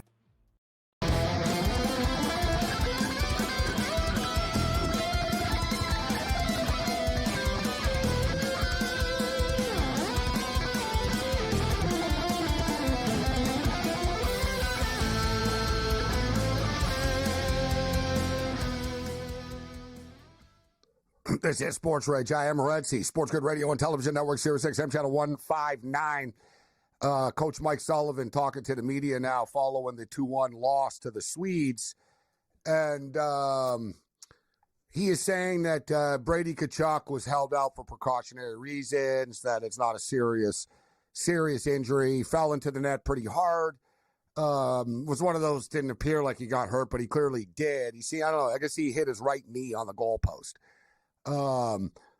I would, he's going to be fine to play on Thursday. They held out McAvoy. They held out Austin Matthews as well. The U.S. opened up as like minus 115 favorites, and it's gone up to minus 125 right now, which actually does surprise me. After Canada wins today, and, the U.S. are a little bit beat up now. Austin Matthews a little bit beat up. McAvoy's a little bit beat up, but now they do get a full 2 days to rest. What's your pick for Thursday's game, George, right now? Right now, you pick Canada, right? Until I find out about these injuries, and I'm sure they're coming back. You got both Kachucks out. You mentioned that. McAvoy's out. Austin Matthews scares the life out of me as well. We've heard his upper body shoulders all year long with him, and he never comes back right away. It could be just for, once again, this meaningless game. Let's make sure he's healthy and all that, but it's never that way with Austin this season so far. So I need to see about these injuries first. If I had to bet right now, I'm betting Canada. That being said, I bet on Canada Saturday too, and I lost that. Wouldn't you think, though, that whoever sort of won on Saturday was going to lose? Tough to beat the same team twice in this term. It sucked for Canada to lose, but I think it actually could help them in the long run. Like, they were super focused, like, in practice yesterday. They were dialed in today. It puts them into that sort of real playoff mode, George. Now the USA are going to have to find that again after sort of mailing it in tonight. And let's also not forget, Cale Makar didn't play Saturday. All right, he'll be back. He came back tonight. He'll certainly going to play Thursday as well here, and that's a huge addition. I'm not saying they would have won Saturday if Cale Makar played, but that's a monster addition they didn't have. So we get the puck out of the zone over and over again. So he'll help there as well. I said it before. I think Canada has the better offense. It is top heavy. I don't think it's demonstrably better, but better. I think they have the better defense. Once again, not demonstrably better, but better. The advantage for USA is goaltending. It's going to be a week since Hellebuck's played, or 5 days. It's going to be a while. Maybe he can be a little rusty here. That being said, I don't trust Binnington as far as I can bowl him. But that's Team USA's advantage. And listen, Hellebuck's been very good, but it's going to back up my mind. All right, he generally doesn't play well when it matters. Well, it matters Thursday. All right, let's see. If that first puck goes in for Canada, or first couple of shots, I'm like, oh, here we go. But he makes a good save early, too early, then maybe it will be Team USA's night. Right now, I bet Canada, Gabe, but I really want to wait to see who's going to play for Team USA before making a final determination. Binnington on Saturday, the goals that he let in were definitely stoppable, but at the same point in time, he also made some pretty big saves for them. I do give, obviously, you have to say Hellebuck has the edge, but I don't think Canada's players are worried about Binnington. I'll put it that way, right? It is what it is. I think they know, listen, he's going to give up a couple of goals. We have to score. Like, Canada, quite frankly, didn't play that well against the U.S. as the game went on. Like, they were so intense early. Another thing for Canada, too, is not really being called out much. A lot of guys have disappeared. Right? Like, you know what I mean? Like, really, it's been McDavid, McKinnon, and Crosby taking turns carrying this team. Just point blank. Mitch Marner's been a disappointment. They finally broke the lineup, which I thought Cooper did a great job today. It was a slick line move to put Sidney Crosby with Braden Point and Mark Stone. And, like Crosby, McDavid is so aggressive. You need guys that are going to attack the net. Right? And Marner was floating around too much.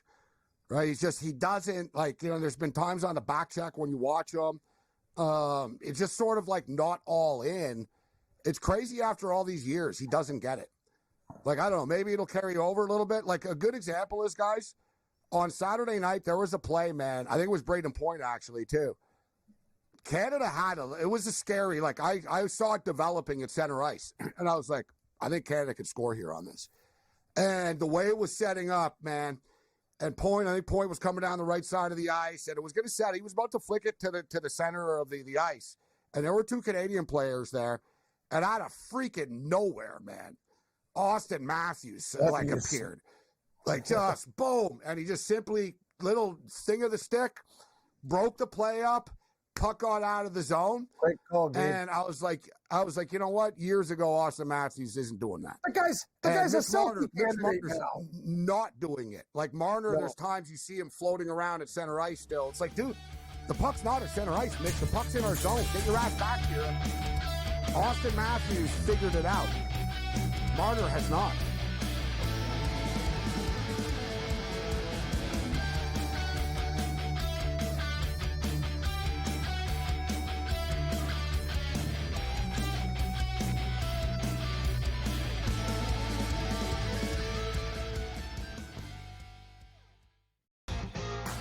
slow play drum beat grows louder and louder every week, to the point now that they're making overt references to it on the broadcast. So there's plenty of other guys that have to get faster. Tom definitely is more deliberate in his conversations, always has been since he's been on tour. I just think about Joe Scover and when those two started working together, how their conversations always seem to just keep on going and going. The Smiley Show, only on SportsGrid. At some point, these 80s are to learn, we don't need to hire ex-NBA guys.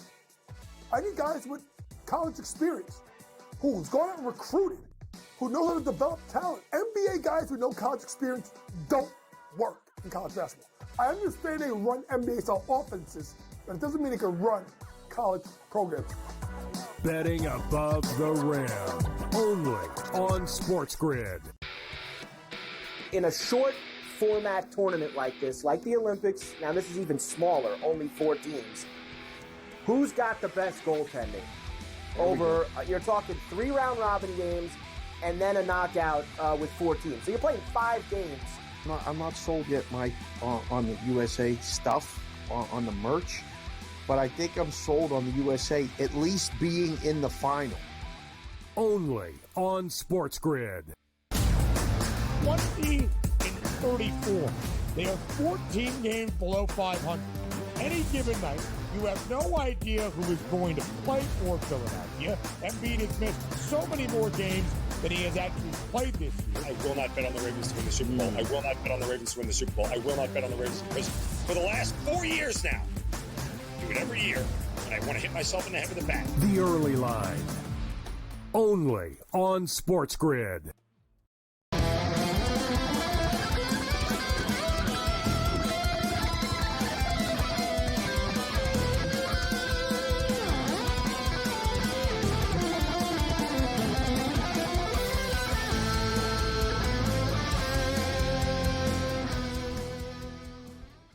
This is SportsRage. I am Gabriel Morency. We're talking 4 nations, college basketball, and more.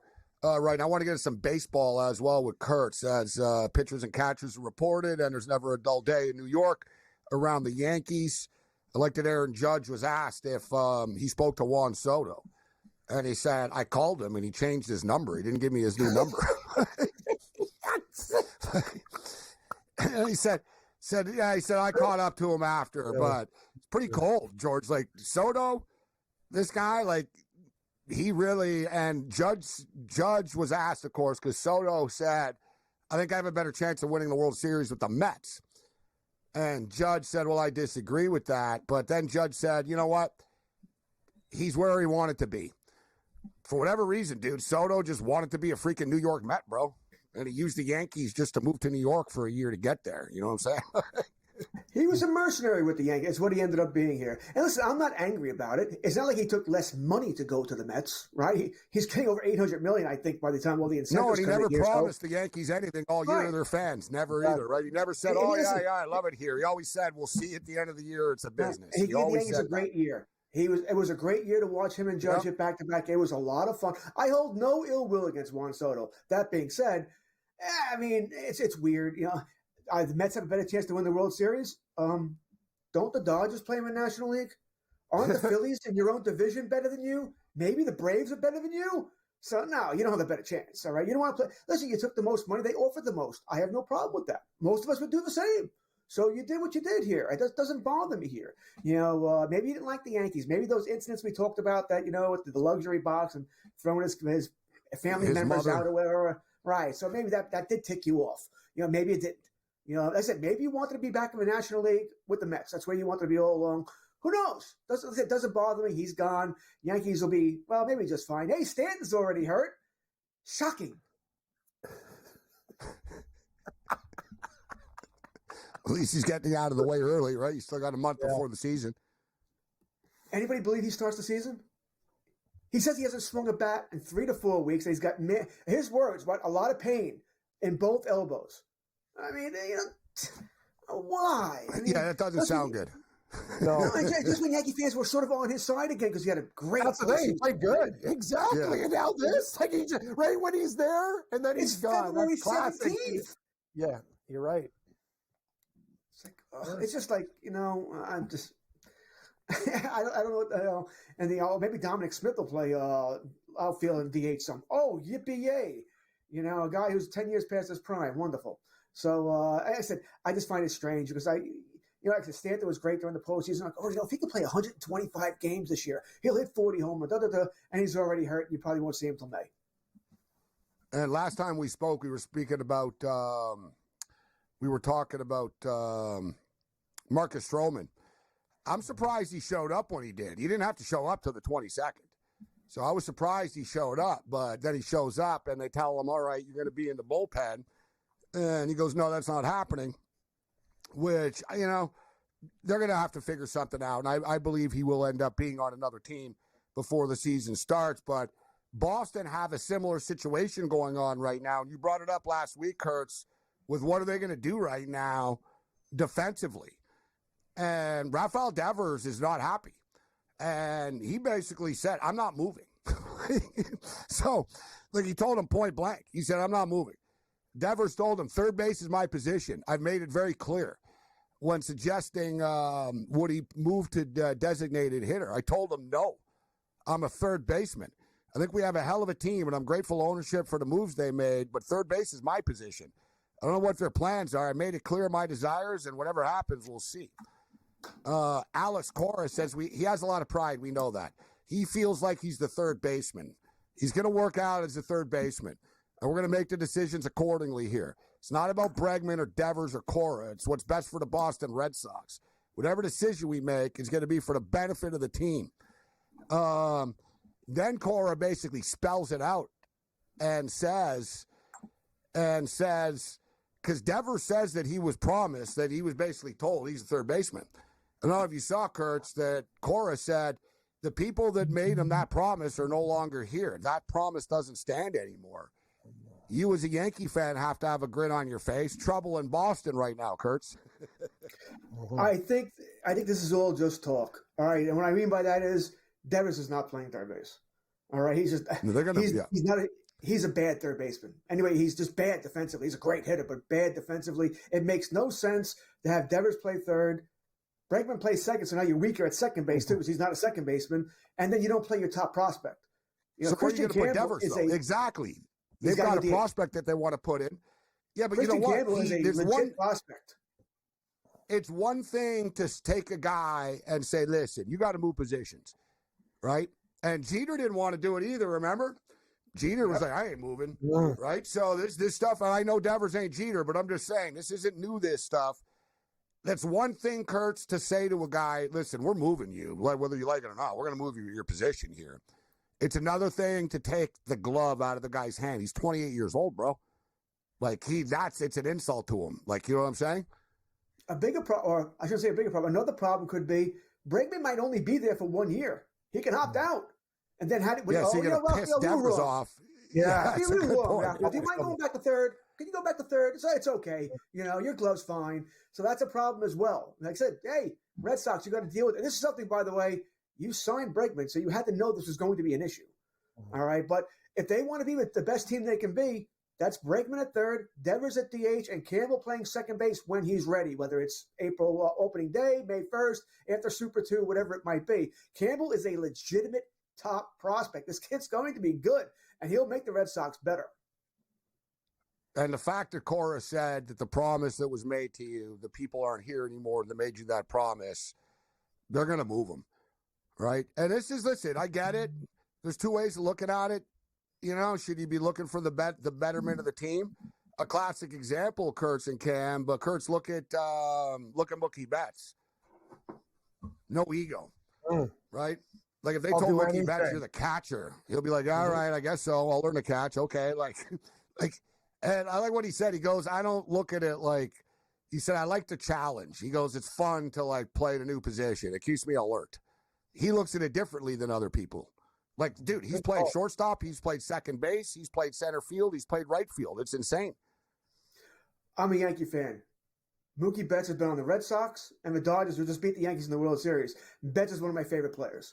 All right, flat out, because of what you're talking about here. He's a great player, future Hall of Famer, but he's also a team player. He'll do whatever it takes for the team to win. Like I said, you need me to play catcher. Yeah, look, fine. he was First the base, leadoff fine. hitter. He lost his leadoff spot. Yep. He didn't cry about it. He goes, you know what? No, it's better with Ohtani leading off. He's better than me. Guys, a lot of respect for that. A lot of respect for that. And listen, I don't want to bury Devers. He may just be. They just signed Bregman a couple of days ago. Maybe it takes him a little bit to get over it and realize, all right, Bregman's a better third baseman than I am. He's on the team. Better for us. We probably make the playoffs now. Maybe it just takes him a little bit here. But if he's going to be this way and be cranky all spring training and then be a problem all season, that's not good. The only way it works out, Arizona with a big dunk. They're kicking ass right now. They're up 53-39 on Baylor, 12 and a half minutes left. If he's playing DH and he's smoking the ball, maybe he'll get happy. If he's strong, you know what I mean? Like you're playing with fire here. This could be a situation. It could just blow up where he goes, you guys got to effing trade me. I don't want this. I'm not happy. Like he could sort of implode. It's still early. Let's see how it plays out. But baseball players are pretty protective about their spots. They're not. It's a pretty individualistic sport. You know what I'm saying? Like Devers. I'm the third baseman. I'm the third baseman, like he said. He goes, that's my position.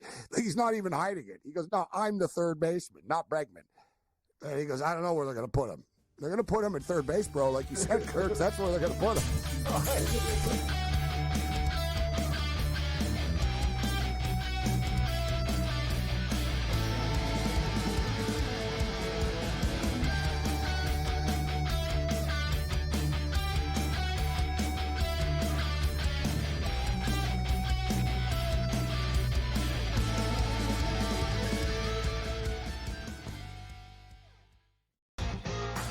Slow play, drum beat grows louder and louder every week to the point now that they're making overt references to it on the broadcast. So there's plenty of other guys that have to get faster.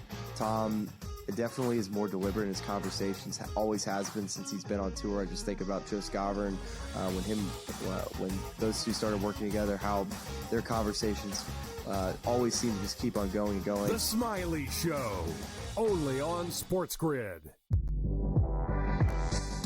At some point, these 80s are going to learn we don't need to hire ex-NBA guys.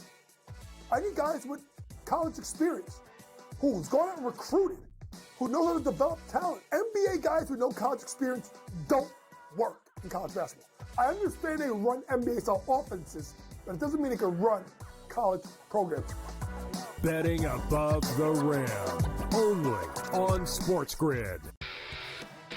In a short format tournament like this, like the Olympics, now this is even smaller, only 4 teams. Who's got the best goaltending?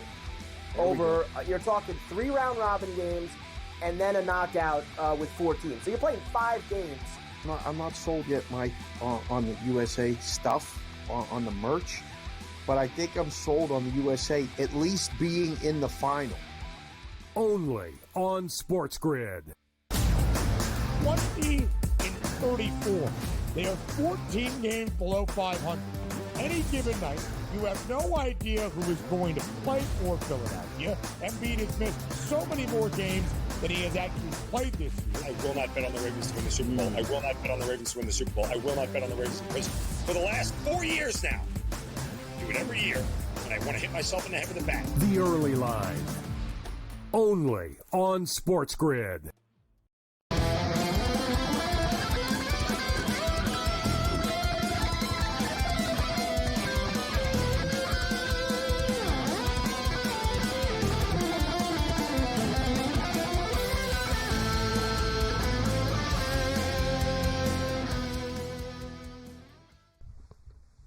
Let's roll. This is SportsRage. I am Gabriel Morency. The pimps, the players, the hustlers, the people, the bust, and everybody else in between. College baseball has started, and Major League Baseball preseason games set to begin as well. Kurtz, do you lay it down? Listen, you're going to have to lay it down on something, Kurtz. You're going through hockey withdrawals, although hockey's going to be back on Saturday. Baseball, spring training. Cubs and Dodgers, they're playing, they're opening up the regular season. They're also opening up against each other this Thursday. You got the Rays and Yankees on Friday, Kurtz, as well. Yeah, it's the first game on TV here too. So this idiot will be watching the Rays Yankees at 1 o'clock Friday afternoon. I think the Yankees run all weekend too. So will I? I mean, listen. At the games on TV, which is probably on the MLB network. I am. I mean, it won't be. I'm going to take the Rays. I'll be watching the game. Give me the Rays. The Rays. It's They're a stock young team. They'll try more. Actually, it'll be a home team for both. The Rays are going to play at that stadium all year long. Steinbrenner That's a good Field. point. Yeah, so it'll be interesting. I'm probably going to take the Yankees. I'll have no reason not to take the Yankees because I don't know if I can give you a reason to take either team here. I do think as as spring training goes along here, that there is an advantage here because you could find some lineups that are like, oh, this visiting team had wanted nobody. They like one starter and they have a whole bunch of not even their top prospects. I think that those teams you can hammer against during spring training, but that's more in the second week of March. Not always, though. Not always. Like the Major League Baseball preseason games are strange entities. Also, another thing is too, like because a lot of stars aren't good in the spring training. So people get fooled by it. They're like, oh, look, these guys are playing. It's like, yeah, this guy doesn't care, right? Like players, Major League Baseball players, you guys know, like they're working on things, almost like a golfer. Mm-hmm. Right? He's like, you know what? I'm just going to try to pull the ball now, or I'm just going to try to do this. I'm just working on this. They're not 25 change-ups because he wants to work on his change-up. And his change-up, they're not like, oh, I got to get a hit here. It's more so, all right, you know what? I want to I'm going to see if I can hit to the left field here. Like, you know what I mean? Guys are just like doing things. My whole thing with this, I always tell people this, with preseason baseball, you've got to just follow the hot teams and fade the cold teams. It sounds simple, but it's true. Every year, guys, in the Cactus League and the Grapefruit League, there's going to be a couple of teams that you're going to be like, oh, God, man, the Pittsburgh Pirates are 13-3, right? Or the Kansas City Royals or whatever. It's going to be like random. It could be random teams. Like the Athletics have been good in the spring training before. Like you just get these random runs of teams that are good in spring training. And you get other teams, whether they're trying or not trying, they're just losing. And they don't really care. Like if there's not a sport that cares less about results in exhibition than like hockey, teams will get mad. Like they don't want to lose every preseason game. NBA is kind of weird. I never understood it with the NBA. The NBA players play more in the preseason than they do in the regular season. It's very bizarre. Like the NBA preseason, you figure no one would play. It's like, no, they actually do. Like the starters play like 25 minutes in the preseason, and the games or whatever, they go over or whatever. They're kind of like normal games. Baseball is all just like double-A guys and A-ball guys. And like, do you really think the Dodgers are going to care, Kurtz and Cam, about spring training? You know what I'm saying? Like, want to get through it healthy. They're going to play all their guys from Oklahoma City for the most part. Like, they're going to want to see, all right, who's going to make they've got a roster spot or two available maybe down the road. Like, all right, which pitchers will we call up first? Like, they're so set, right? So it's just very random, guys. Ride the hot teams and fade the cold teams. Pretty simple. It is. I think there's a lot of guys, Gabe, that have to prove themselves. Like Bichette of the Blue Jays. Like, you have to look at certain players, too. They have something to prove in the preseason. There's certain guys on certain teams and stuff. And, yeah, it's just one of those things where it's more important for certain people, like guys with his type of situation. Right, Kurtz? Like, don't you agree? Like, you got to get off to a hot start because there's so many things going on there. Absolutely. Someone's something to prove here, or someone's fighting for a job. Those guys are taking it seriously, right? Or somebody who's maybe wants to show himself for a trade. You know, Marte of the Mets, who doesn't have a job anymore, or at the very best is on the, or I guess worse, is on the wrong side of a platoon with Winker there. So maybe he wants to showcase himself for a trade to get out of there. There are guys you can look at there. Absolutely. Like I said, this week, Gabe's right. All right, there's a little jonesing going on here. There's nothing tomorrow for me, nothing Wednesday for me before we get to Canada USA on Thursday. There's probably a little bet that'll happen, especially before the Yankee games. I am going to watch that. So yes, I'll put something on. It won't be anything massive. Golf picks, George. I'll send you a couple of guys in Mexico. I thought Lisi convinced me last week to make a bet. It can happen. All right, it does happen. Hey, got to bet on something. Man, the Dodgers price right now, plus 250 only to win the World Series. I know, it's like, what? When have you seen that before? Like, that's, wow. Plus 250. Man, and then there's a drop-off to the Yankees at plus 800. The Braves are plus 900. I think people are kind of sleeping on the Braves a little bit, but I don't. I think They the have to Braves are not that good. I'm worried about the Braves. The Braves? I think they're good, but the problem is it's not kind of like bad luck now. They just have injury-prone players. You know what I'm saying? Like, they're the same guys get hurt all the time. And, like Acuna, is he going to stay healthy? Speaking of which, Mike Trout is moving positions. Right field. Speaking of which, with Trout, like, if that's one guy that should just go to DH. Like, I don't know why they just don't, skip directly, go straight to jail Monopoly style on this. He's like, well, I think I'll be healthier if I play right field. It's like, how much of a difference is it really? You know what I mean? I get it. All right, center field, you do a little bit more running. He's not getting hurt fielding balls.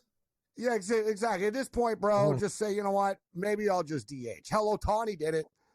Speaking of pride and stuff, right? You know, Ohtani doesn't like sitting on the bench all the time. The guy wants to play. Like, he can play the outfield easily. But it was for the good of the team, the injury and stuff.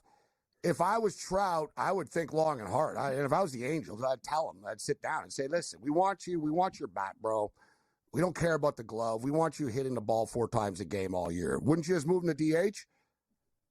I'd want him to move. I think you already said that. I don't think he wants to move. And I don't think the Angels are in any kind of position because they're not going anywhere. They're not going to go make the playoffs again. So you have to maybe Trout knows that. Why should I do that when I know we're not going to the playoffs anyway? Well, Rendon's hurt now again already. That's like one of the worst contracts in history. Yeah, but I think the Angels, like I said, I like their win total. I think they can get to 72 wins.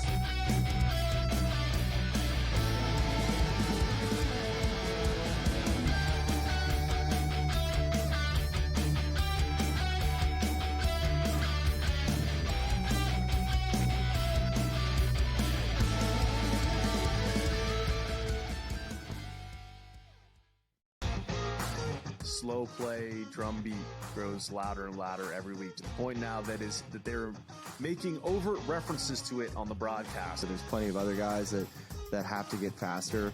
Tom definitely is more deliberate in his conversations, always has been since he's been on tour. I just think about Joe Scaver when those two started working together, how their conversations always seem to just keep on going and going. The Smiley Show, only on SportsGrid. At some point, these 80s are to learn we don't need to hire ex-NBA guys. I need guys with college experience who's gone out and recruited, who know how to develop talent. NBA guys with no college experience don't work in college basketball. I understand they run NBA-style offenses, but it doesn't mean they can run college programs. Betting above the rim, only on SportsGrid. In a short format tournament like this, like the Olympics, now this is even smaller, only 4 teams. Who's got the best goaltending? Over, you're talking 3 round robin games and then a knockout with 4 teams. So you're playing 5 games. I'm not sold yet, Mike, on the USA stuff, on the merch, but I think I'm sold on the USA at least being in the final. Only on SportsGrid. 20-34. They are 14 games below 500.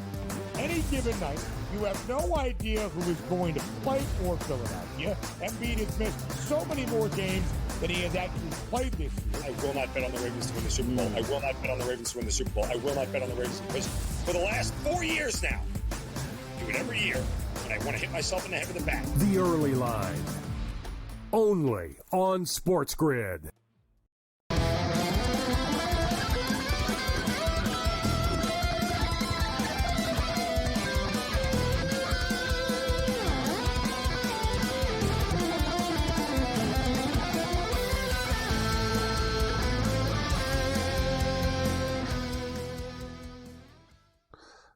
Baylor and Arizona. Baylor chipping away at the lead. They were down double digits. They were down about 14-15 at one point.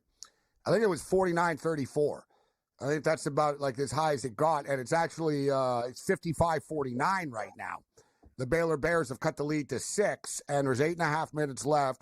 The crowd is very engaged. Baylor's players are into this, and Arizona just turned the ball over and gave the ball back to Baylor right now. So this should be a pretty close finish down the stretch. We're on the Baylor Bears on the money line, but Arizona up 55-49 right now with 8:24 left in the game. So tomorrow night's college basketball. NBA is off. NBA is back on Wednesday. Charlotte Hornets and the LA Lakers. And then Thursday, there's a full slate of games. So it's just college basketball tomorrow. And we've got the Four Nations. And George Kurtz with us.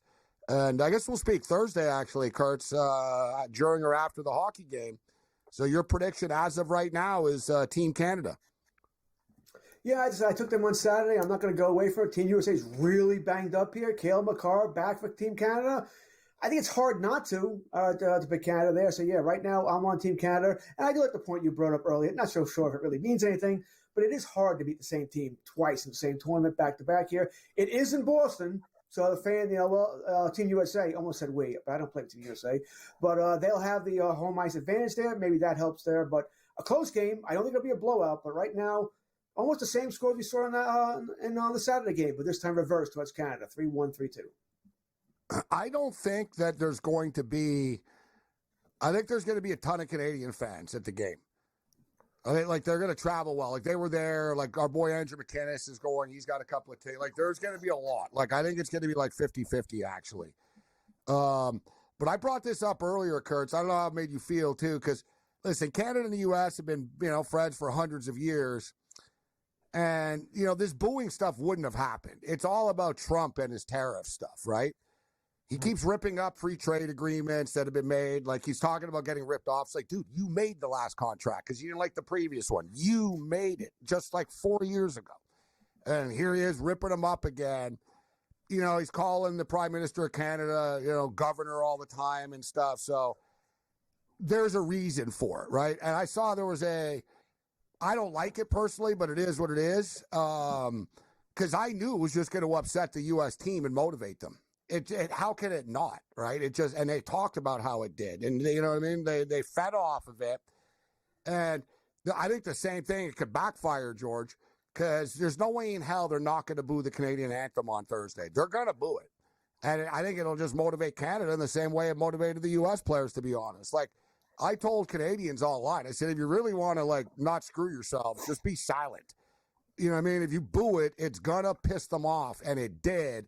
I think the same thing's going to happen on Thursday, but in a reverse. Oh, I would assume you're right. I'd be almost surprised if you're wrong. All right, I think they will boo it. It's silly in my mind. I mean, everything you said is true. All right, it's all about Trump, whether you agree with them or not. Listen, it didn't bother me that the Canada booed the national anthem for the U.S., and it won't bother me if they do it the other way around. I don't think you should. One has nothing to do with the other. Politics has nothing to do with hockey. So live and let live here. But, yeah, they're going to boo. And maybe Team Canada will use that as motivation. Then again, I might be, this is for all the marbles, right? The gold medal here. Boy, if you need a national anthem booing one way or the other to really motivate you, there's a problem there. All right? But then again, we see this all throughout sports, right? If you need someone to motivate you for the Super Bowl, something's wrong. All right? So maybe teams do. We like but teams do, George. Athletes live off that stuff. You guys, I don't know if you saw the picture, guys. There's a picture of Jalen Hurts watching ESPN Super Bowl week. Did you see that? Jalen Hurts is walking in a hallway, and there's a TV with ESPN on, and everybody on the panel picked the Kansas City Chiefs to win. Oh, yeah. And there's a picture of Jalen Hurts stopping, and his face is sort of like watching it. I love it. I love it. People said, "Oh yeah, he noticed." Yeah. Like, you know what I mean? People, they're athletes, bro. They feed off of that stuff. You know what I mean? We live on false motivation. You got to give yourself some extra motivation. Canada. That's the problem. I don't hate Canada. They don't hate America. It's exactly what Gabe said. It's terrorists. I'm betting on Canada. I might bet on the Oilers next week. I might bet on Vancouver. I might bet on Toronto. I can't. The only Canada I hate is probably the Blue Jays because they're in the same division with the Yankees. Probably the only team I dislike. It was weird. I wore like a million different teams' jerseys at the Meadowlands at the racetrack and stuff. Once I was wearing a Toronto Blue Jay Vladimir Guerrero jersey. It's the only time somebody came up to me. How could you effing wear that piece of trash? That's the Blue Jays. Yankee fans don't like the Jays, man. I wore like everything else. No one said anything to me ever. Other than that, you're on your own later.